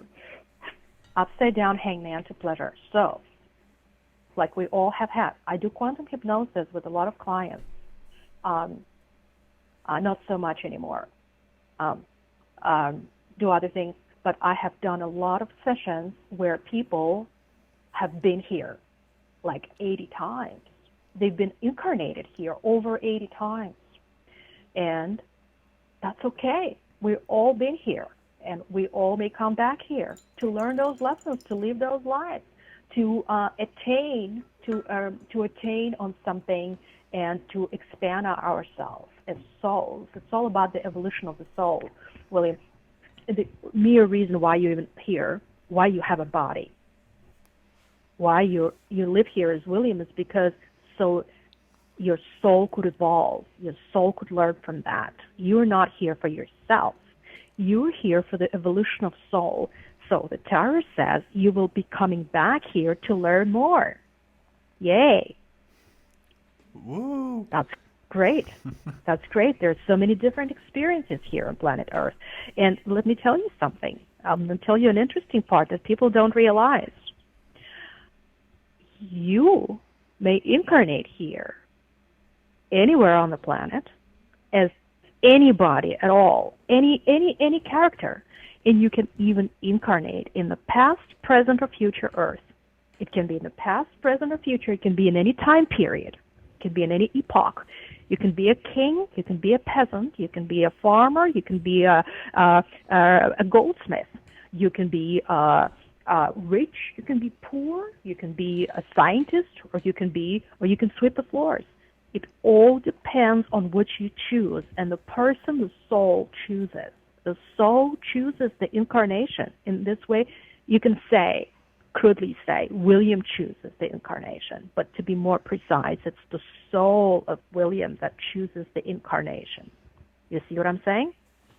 So it's whatever is appropriate for you, and and the earth, this is basically the soul doesn't make any mistakes.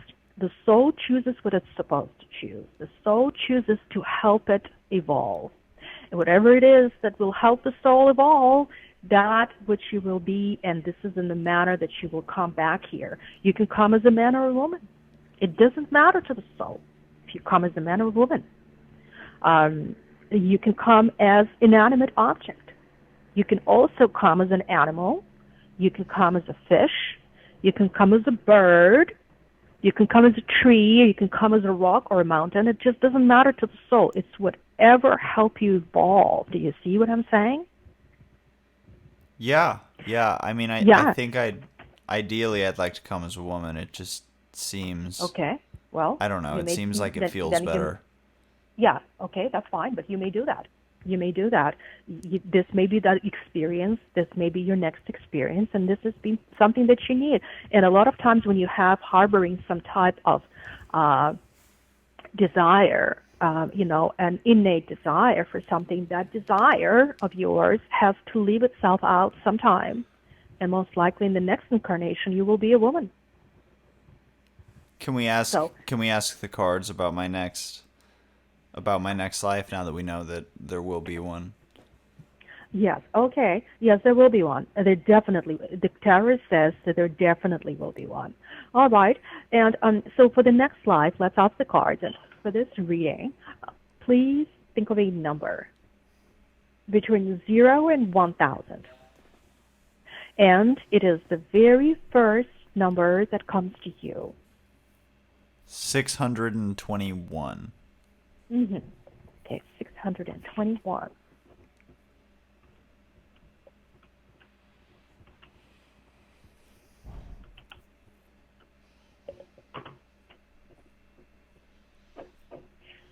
$66 is the first card.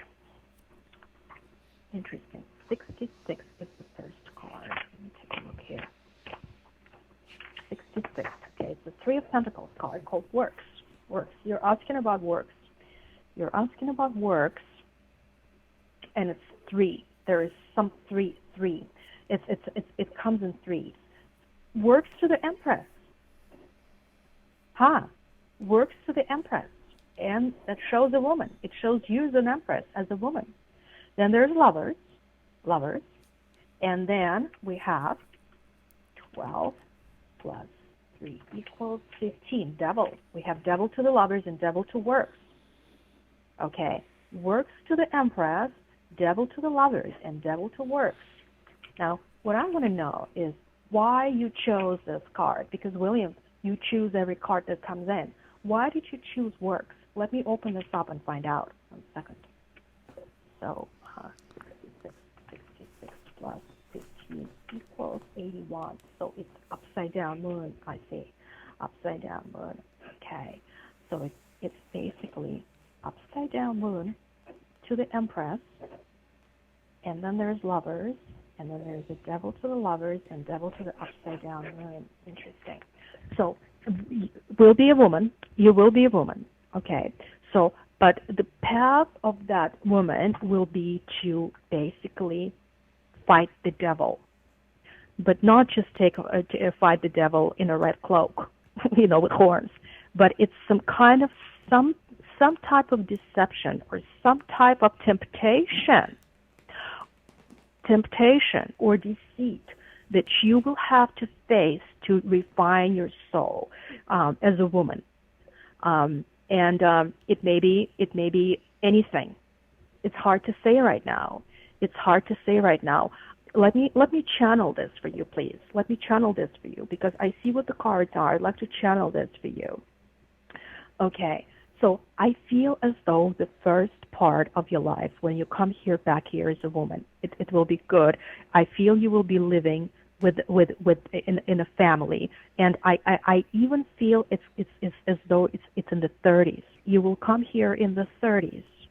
The father will die young. I see the father has died young, a good family of 3. So the father died young. The mother has her own house in the countryside, and you will be a girl to the mother. Mother will be bringing up the child, you as a girl. The father has died up to a certain point. I'm seeing up to a certain point, maybe 7 or 8 years. The mother will pass away. Your mother will die, and that's where the devil comes in. You will be struggling, and you will have to live like that, basically. Orphanage, and you will be living not the greatest of lives, and you will have to struggle through it and get yourself and gather yourself back and make the best out of it.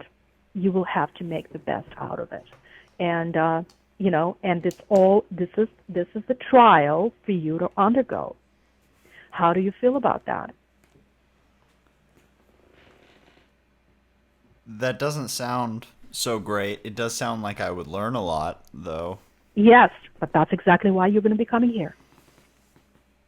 That's for you to learn a lot. You'll learn a hell of a lot from that. And this is why the soul would choose something like that. This is what I'm channeling. This is why the soul would choose something like that, to learn a lot and to help others.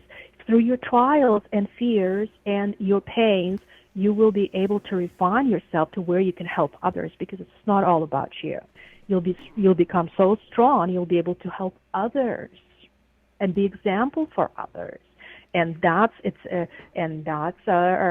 what it is.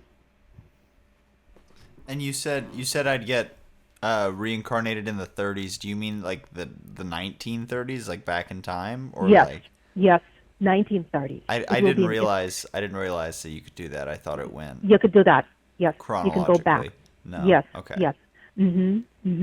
Yeah, you can do that, and that is what. And you can even people can incarnate in the times of Christ as well, and people can incarnate as Christ. There are many Jesuses. People can incarnate into those parts, into those roles.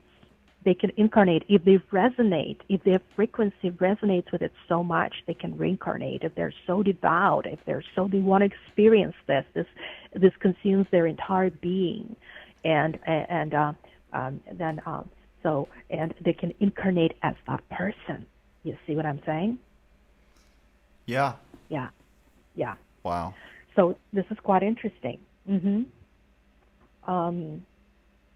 But it's basically your soul wants to experience the moon, and it's the upside down moon. Your soul wants to experience that. It is something in you that is aching for that experiences. Now, let me tell you, when these experiences, when you become part of these experiences through incarnation, that means that you are aching for this experience. Do you see? It's only hard is when you're in the body.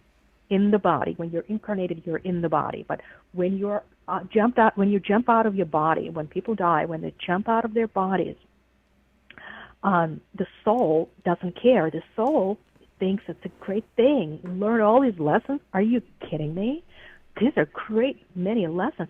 And from what I understand, if you listen to Dolores Cannon, and you need to listen to her to understand yourself as well, if you listen to her, there's more people on the other side. There's more souls on the other side waiting for handicapped bodies to pay back their karma than there are for healthy bodies. There's a ton of people waiting to take the handicapped bodies, because they say it takes They can pay 10 lives worth of karma by living one lifetime in a handicapped body. So the soul is aching for that. The souls are itching for that experience and to completely be able to pay back. And it's not a bad thing to pay back all these characters because the soul wants to do right. The souls are from God, and the God wants to do right through works through them. It wants to do right. It wants to redeem, and the soul wants this. The soul wants this nothing more than anything in the world is to redeem and evolve and experience, and that's all that matters to the soul. You see? I see. Okay, so this reading of My Next Life. It's doesn't sound pleasurable, but it sounds valuable, like a valuable experience. It's a very valuable experience, and not only tell you, it will only take place if you consent to it. If your soul consents to it, basically William consents to it. But basically, if William consents to it, for you to come here, you have to consent. You cannot come here unless you consented. Now, you can modify this experience. It says instead of doing this one experience here, this one life, I want to do 3 short lives instead. Or I want to do 2 lives that are not so hard. Or I can do 1 life that's hard as hell. So you can consent to whichever way you want to experience that. You see what I'm saying? I see. Okay. So, yes. And so basically, William consents. You will consent to whatever it is you want to consent to. And you can modify your experience anyway, whichever way you want to experience. But when I say William, I really mean the soul, because the soul is huge. William is just a tiny part. What's known as William is a very tiny part, because the soul could not come through your body; it would destroy the body. The soul is it's like a powerhouse. It's like an atomic plant. It has a nuclear. It's an energy of soul is akin to the nuclear energy. So only a tiny part came through William. It comes through each and every human like us, and we can only we experience through that part, and then that part at death, it gets absorbed into the entire soul to become the experience of that soul. And then another particle comes in and it's experiences. It may send another particle. See, it may send William, or it may send another particle. It may send a bigger particle, a stronger particle, to be able to endure that life, or to be able to, experience that life. Or you may decide, I want to go and do it slowly. I want to slow cook it. You could do that, but you'll have to do more lives. So it's up to you. But you will consent. Free will. It's a free will. You have the free will to say what you want to do and to consent to whatever experience you want to take on. Like you consented when you came here as William. Really? Of course. Of course, you consented it because you can't remember, and that's a part of coming here is you can't remember it, because then there's no point. There's no point, because it would be all flawed and prejudiced. You'd be prejudiced against everything. If you already know all the answers, how can you really refine?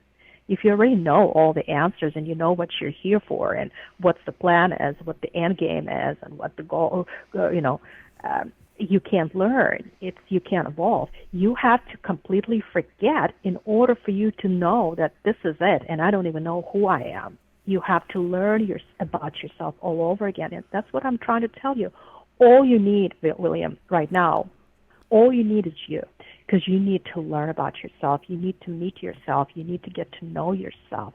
And people don't even think that that's something that they ought to do in life. But you need to know yourself. It's a part of your growth. It's a part of your evolution, and you're here for that as well. Everything starts with knowing yourself. And then as you know yourself, you can set you can change your purpose. You can learn in this lifetime, William. You can actually choose to learn a lot, or you can choose to learn a little. You can actually modify your next life to become something different than what I just saw. So you can take your next life, and this life, you can take it into another direction. If you learn all the lessons you need to learn here, right now, in this lifetime, then there is no reason for you to experience them in your next lifetime or even come here again.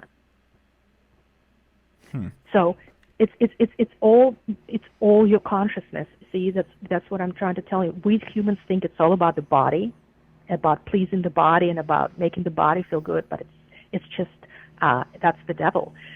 It's all about expanding consciousness. If you can expand consciousness to hold more light and to understand more and to evolve more, then there will be no need for any of those other lessons, because you've already learned them all and they've been absorbed and the soul has them, so the soul doesn't need to explore them in another lifetime. Do you see what I'm saying to you? Yeah, I see what you're saying. And you talked about, opening myself up spiritually, and earlier you mentioned my third eye, for example.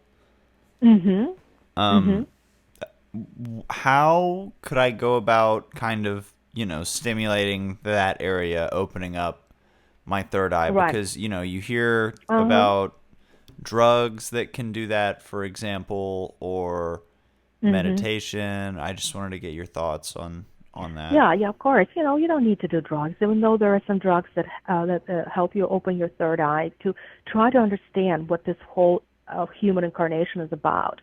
But we're not going to talk about any drugs. We're just going to say meditation, tuning forks. Sound your tuning forks, like hold your tuning fork where your third eye is. And I would say if you want to open your third eye, get the crystal ball. Get the real crystal ball made of solid, one-piece, solid quartz crystal. And it's okay if it has some inclusions, if you can buy that. And you can also ask your angels. You can ask your guides, because you got guides too. You have guides, and you need to connect with your guides. How would I go about doing that? Yeah, and your guides will start talking to you. You just start making with your mind. You start thinking about your guides and start asking in your mind. You start asking that you would like to connect to your guides, and start connecting with your guides. You can start working with Jesus. You can start working with Saint Germain, or you can start working with Buddha, and whoever you feel. Or you don't have to work with any of those. You can just open yourself up and work with your guides. Ask that this messages that you would like to receive the messages from the guides, because you have guides or angels. Everybody has at least one guide. Some people have 2 or 3, by the way. Depends. And these guides will start coming through your dream state. These guides will start coming through your thoughts. They'll coming to you through meditations that you do, and you will start perceiving the subtle messages, or you will start looking at stuff like you look at stuff, but then your eyes switch off and your third eye turns on. Your eye vision becomes your third eye vision. It's like you start looking at something, but then it starts morphing, and that means your third eye is seeing instead of your regular eyes, and the messages are more clear. It's like a telepathy. So, and you're going to start experiencing that after a while, which is very, very good. And have you tried acupuncture yet? No, I don't think I could do the acupuncture. I'm a little too afraid of needles, honestly. Oh, yeah. It's just scary. Yeah. You can't really feel them. You can't even feel them. You can't even see them, and you can't really feel them. So, yeah. But if you don't feel good about it, that's fine, because they do open your chakras, your energy centers, to where the information starts flowing through you. And I do my own acupuncture. Instead of acupuncture, you can take an object like a pen, and you can needle your head. It's called acupressure, by the way. So if you have an object like a letter opener, but something that's not as long, like a pen, and you can needle your head with this stuff, and you can kind of make it circular motions like I'm doing right now, like circular motions. And even in those points, and you press them and you kind of hold them, and those points that are painful, you want to focus on the painful points on your head, on your skull, on your head. And those points means they're blockages. If they're painful, means they're blocked. And if you press them, you can unblock them.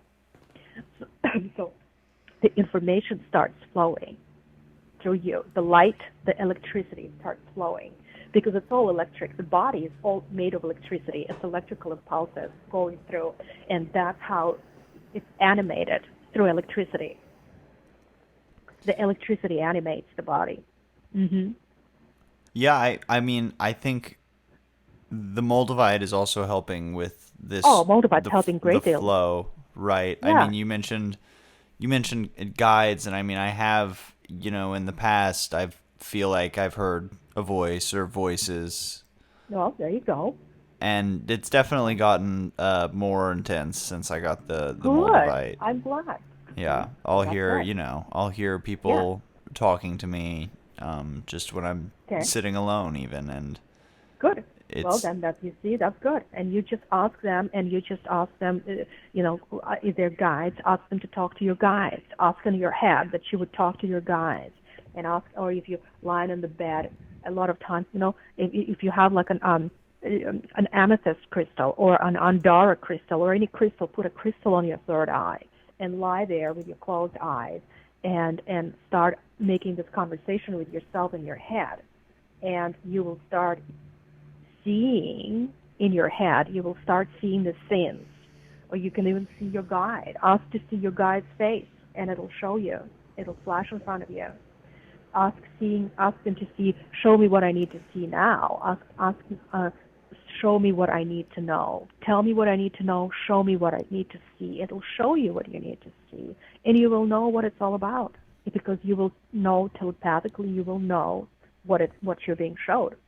You see? So this is very, very good.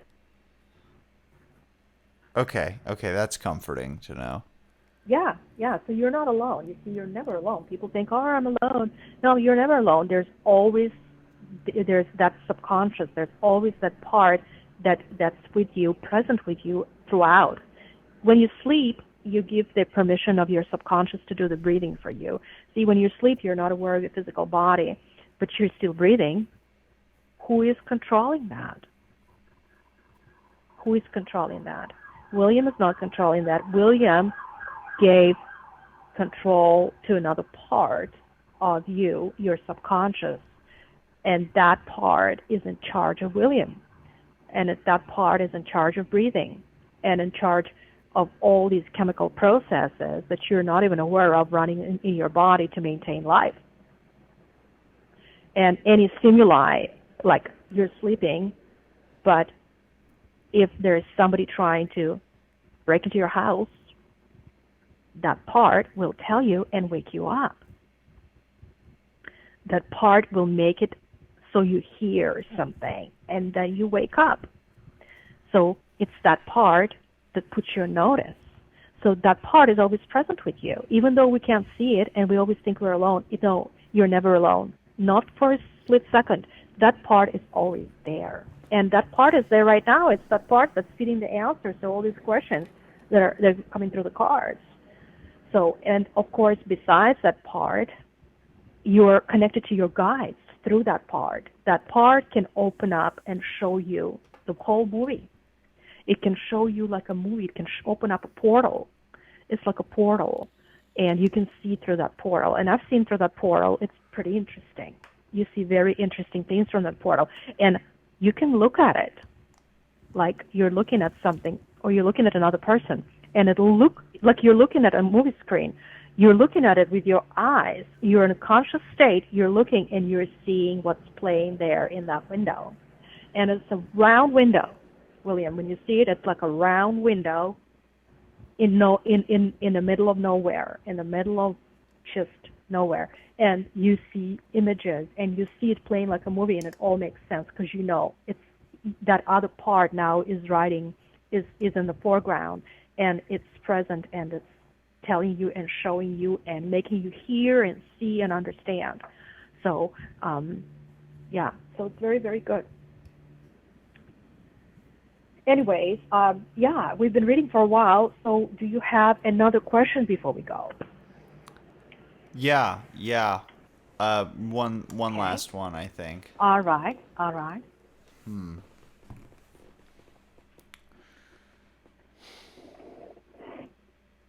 Tell me about it.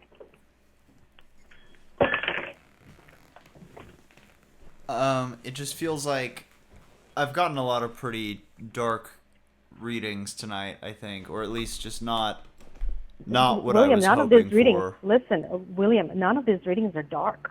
They're all great readings. They're all great readings, you know. What's dark is the dark that is still, what can read here is dark, is the dark that you still, the understanding of it is still in the dark. Your understanding of what is still in the dark. And that needs work, and you're working on it with the moldavite, with the tuning forks, with the crystals, with Dolores Cannon, trying to understand, because, you know, and so you understand this concept, and they're not dark. They're just what is. And this is a part of programming. It's you agree to come here as William. You agree to all this experience. You agree to experience whatever you're experiencing now. You agree to experience it, and whatever you future agree in the future, you will agree to experience that as well. And you can agree to or not agree. It's all up to you. But sometimes the messages that come through the crystal ball or through the cards are the ones that reflect William's emotional map, spiritual map as of today's date. You see? Right now, your vibration still needs to be raised higher and higher and higher. So this way, when you raise your vibration higher and higher and higher, you will have other things apply to you. The different set of reality will apply to you. You see? So you can, what you need to understand here too, William, is you will change your reality. You will change the programming. You will change the set of rules. You change all these rules as you go along by raising the frequency to where you mimic more of the sun. So if there is more sun in you, there's a lot of sun in you, then you don't need to experience that in order to make more sun come in. So the sun is where you need to be heading, and refining it to mimic the sun. Bright, shining bright as the sun. If you shine, that's what we're all here for. We're all here for that. If we shine bright as the sun, there is no reason to come back. And there is no reason to experience any undesirable experience. To you it feels undesirable, but the soul says, I need this so I could shine bright as the sun. So what do? What's the answer? What would you say?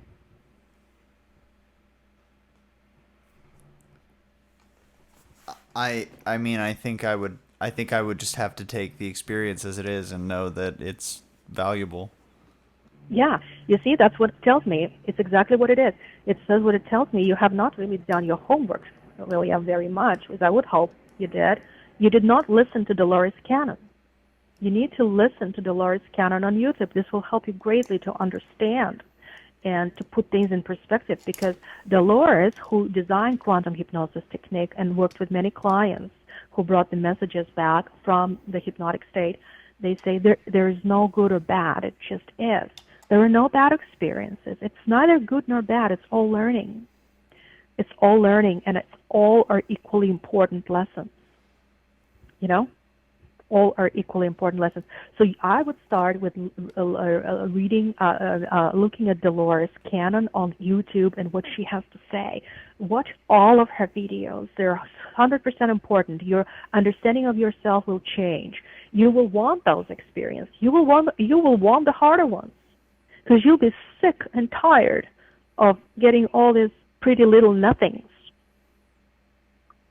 You know? This is why people here come for handicapped bodies, because they've already experienced all there is. They've experienced all the pretty little things. They want to see how tough they are, and God bless them. You see? Yeah. That's how it is. And that's the beauty of it. You know? Some people want to come here and they want to experience the World War. They still want to experience. They want to experience concentration camps. That is a cake to the soul. Soul loves that. The harder the experience, but the soul will not give you an experience that you're not ready for. The soul will never do that. It will only give you an experience you're ready for. You see what I'm saying? And you always are the one who decides what you need when you need it. And you are the one who consent to this. Say, you know what, I want to let that go. You can say that, and you will not experience that. Or you want to say, I want. The soul just says, okay, we need to have him. We need to have him learn this, and that. How, William? Now you come here. How do you want to learn all these things? You want to learn them fast, or you want to learn them slow? And you decide. Do you see what I'm saying? Yeah. You decide. Yeah, I see That's what why you're you saying. need to look.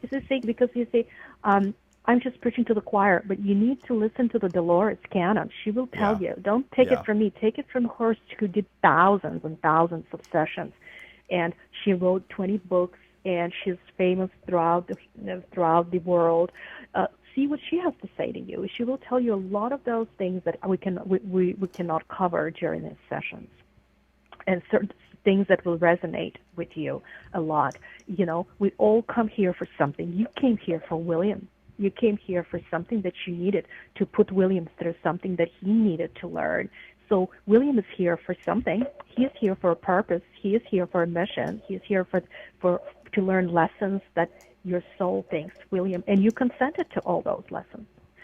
You know, and Dolores makes it very clear. You consent. It's never random. It's never against your free will. It's what you want. It's what you want. Yeah, You know? I think hypnosis would be very valuable for me, the quantum hypnosis.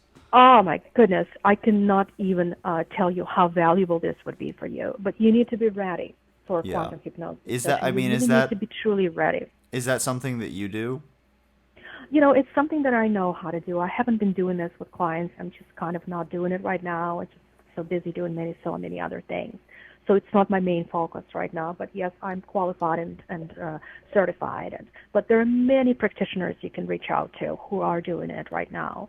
I would 100% suggest it's about $400, and it's about 5 to 6 hours long. And I would 100% suggest you do this, but not before you see every video Dolores has recorded. And is that, I mean, is quantum hypnosis something I could do over the phone, or something I would have to go in for? No, it would be silly for you to do it over the phone. You need to do it in person. Quantum hypnosis, Dolores would never let anybody do quantum hypnosis over the phone. So if some scammer advertises it over the phone, it's because they just don't want to be bothered to do it in person. So you can get certain imprints, but it's not real quantum hypnosis. You need in person, and they say you only need one session. It will be life-changing for you, life-changing, and it will go towards your growth and your evolution and understanding of yourself and being able to connect to your guides. Okay, I think I'll have to get into that. Yeah, you just definitely need to get into that. But I know you've been busy, and I know how busy you are. And just take your time. And I would start off by learning what's out there and what Dolores put out there. And there you can also learn videos of other quantum hypnosis practitioners. But Dolores is number one. See what she has to say, and a lot will make sense. Okay. Yeah. I and guess. Go ahead. Oh, I was just gonna say. I think I have my last question for the cards. I think. Mm-hmm. I guess my question for the cards would be, should I continue on the path that I'm on, or is it time to make some serious change? Well, path you're on is meaning what? Meaning I'm easing myself into becoming a more spiritually aware person, and accepting just more energy around me, and I'm wondering, like, is that right for me, or should I maybe be focusing on other things? So completely get off that path, spiritual path. You're saying stay on spiritual path or get off spiritual path. Right. That's what you're saying? Okay, let's find that out. And for this reading, please think of a number between 0 and 1,000. And it is the very first number that comes to you. 222. Okay, perfect.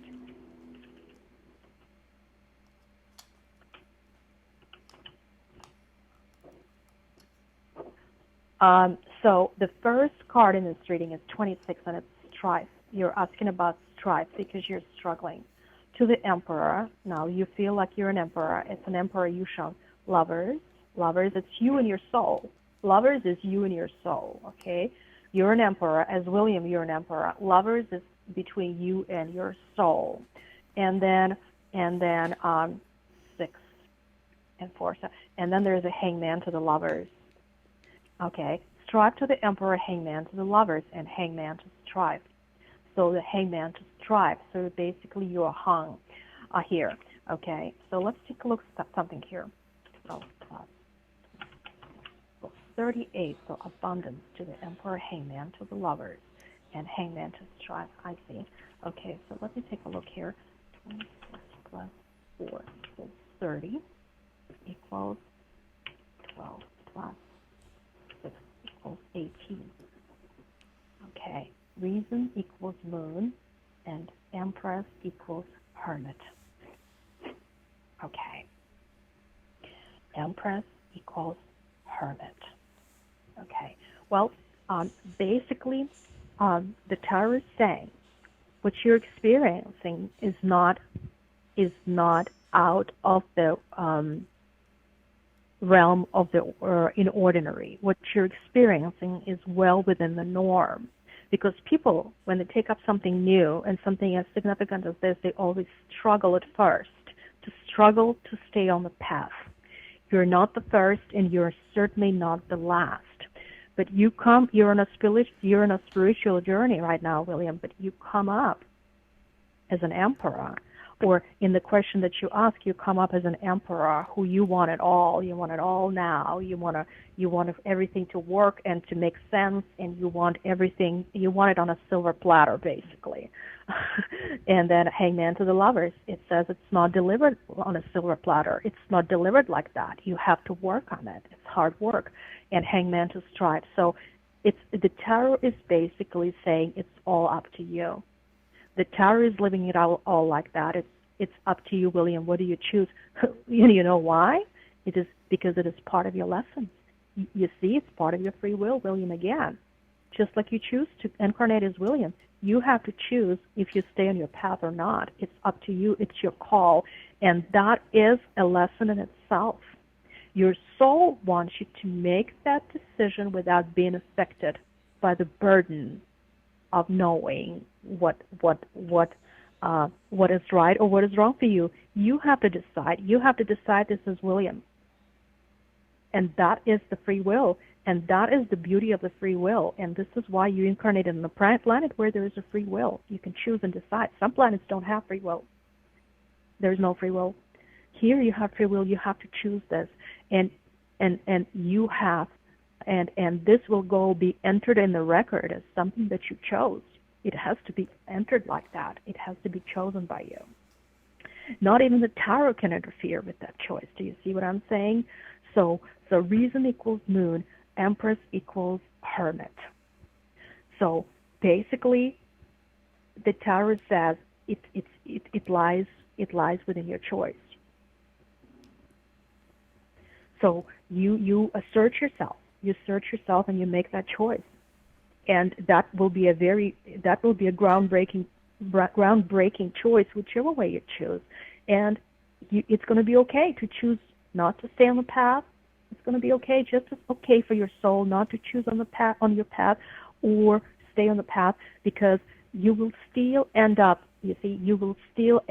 learning what the soul chose for you to learn, or what you chose to learn before you came here, but you forgot it all. It's just, it may take you longer to learn all those same things. It may take you longer. So you have to make that choice.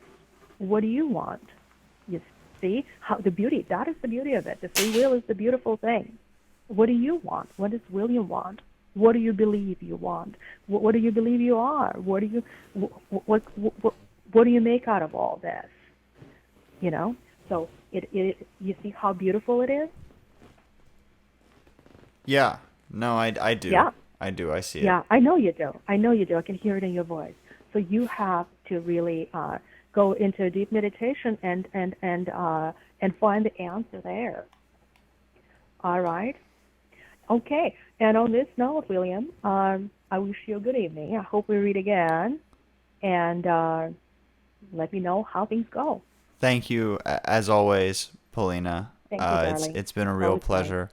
I'm just curious because I find your voice very calming. I'm just wondering where you have such a nice accent. I was wondering where it comes from. Oh yes, I'm Russian. Oh, I see. You have a beautiful voice. Oh, thank you, darling. I really appreciate it, and I'm glad you find it coming. Thank you. Thank you very much. Okay, have a good night, Polina. Have a good night, William. Bye-bye. Bye. Well, that was Polina. Mystical as usual. And now, it's the moment that you've all been waiting for. I mean, and I was personally just waiting for Polina, but the rest of you, it's time for trivia. And in this game, we're playing Mel Brooks trivia. I'm going to ask 3 questions about the guy who puts the balls in Spaceballs. And if you get all of those right, you could win the contents of tonight's swear jar, currently valued at 28 quarters. That's $7. And that number only goes up. So if you want to play some Mel Brooks trivia, you can go ahead and call in 713-367-1534. That is 713-367-1534.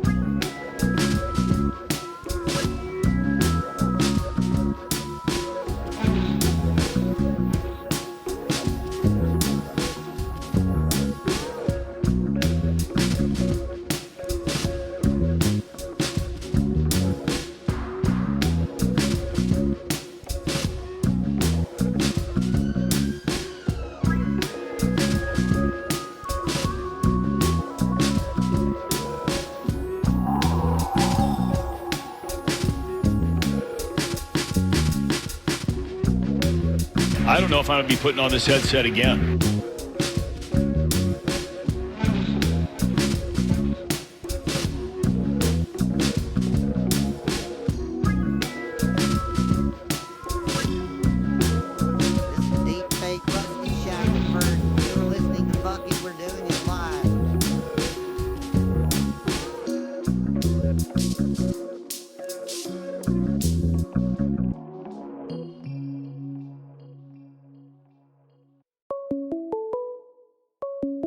We're getting a call. Who could it be? Call Believe it or from- not, it's just You're in my room. Nolan. To accept, press 1. To send a voicemail, press... Hey Nolan, how's the hallway? It sucks. Let it be known that I'm doing this from outside of the doorway of my own goddamn room for some reason. Okay, could you walk a little farther away? I'm getting an echo. Good. I'm walking. Okay, good. Okay, well, are You you should be ready to calling play? me. Are you ready to play Mel Brooks trivia though? Okay, you're playing for $7 here. That's 28 quarters. Got 3 questions for you. Number 1. Which of these Mel Brooks movies grossed the highest at the box office? A. Blazing Saddles. B. Young Frankenstein. C. The Producers. I want to say... I want to say Young Frankenstein. Final answer? Yeah. I'm sorry, that is incorrect. The answer was A. Blazing Saddles. Really? Wow, okay. Yeah. All right, moving on to question number 2. Which of the following actors appeared in the most Mel Brooks movies? A. Gene Wilder. B. Dom DeLuise. C. John Candy. B. Dom DeLuise? Yeah. That is correct. He appeared in 6 Mel Brooks movies, second only to the man himself, Mel Brooks. Yeah. All right. Question number 3. Mel Brooks was a writer and performer on which legendary mid-century variety show? Was it A. Laugh-In, B. Sid Caesar's Show of Shows, or C. The Tonight Show with Johnny Carson? I want to say Sid Caesar. Final answer? It's between Sid Caesar and Laugh-In. I don't think it's Carson. I don't think. And, Sid Caesar, he doesn't get as much airtime as Laugh-In, so I'm going to go with that one.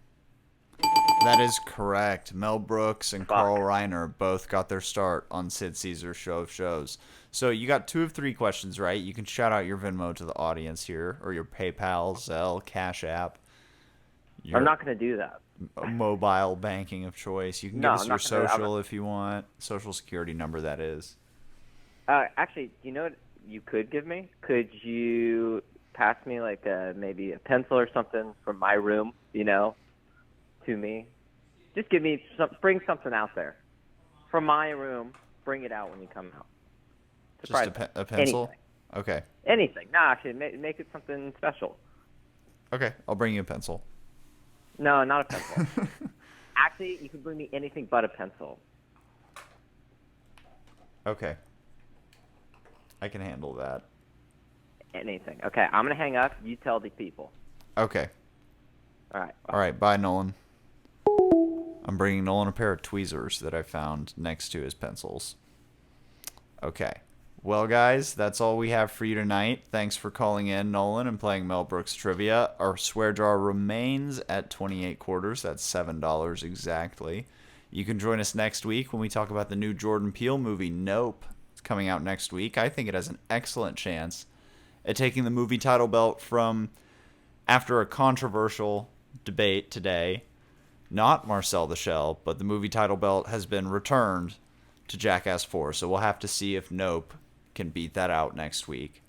And that sounds like a great show to me, so you got to make sure to join us live on Twitch next Tuesday at 11 p.m. Central. That's all I have for you tonight. Thank you guys for tuning in, and I will see you next Tuesday. That's tomorrow, and that is it for us today. I'm Bill O'Reilly. Thanks again for watching. We'll leave you with Sting and a cut off his new album. Take it away.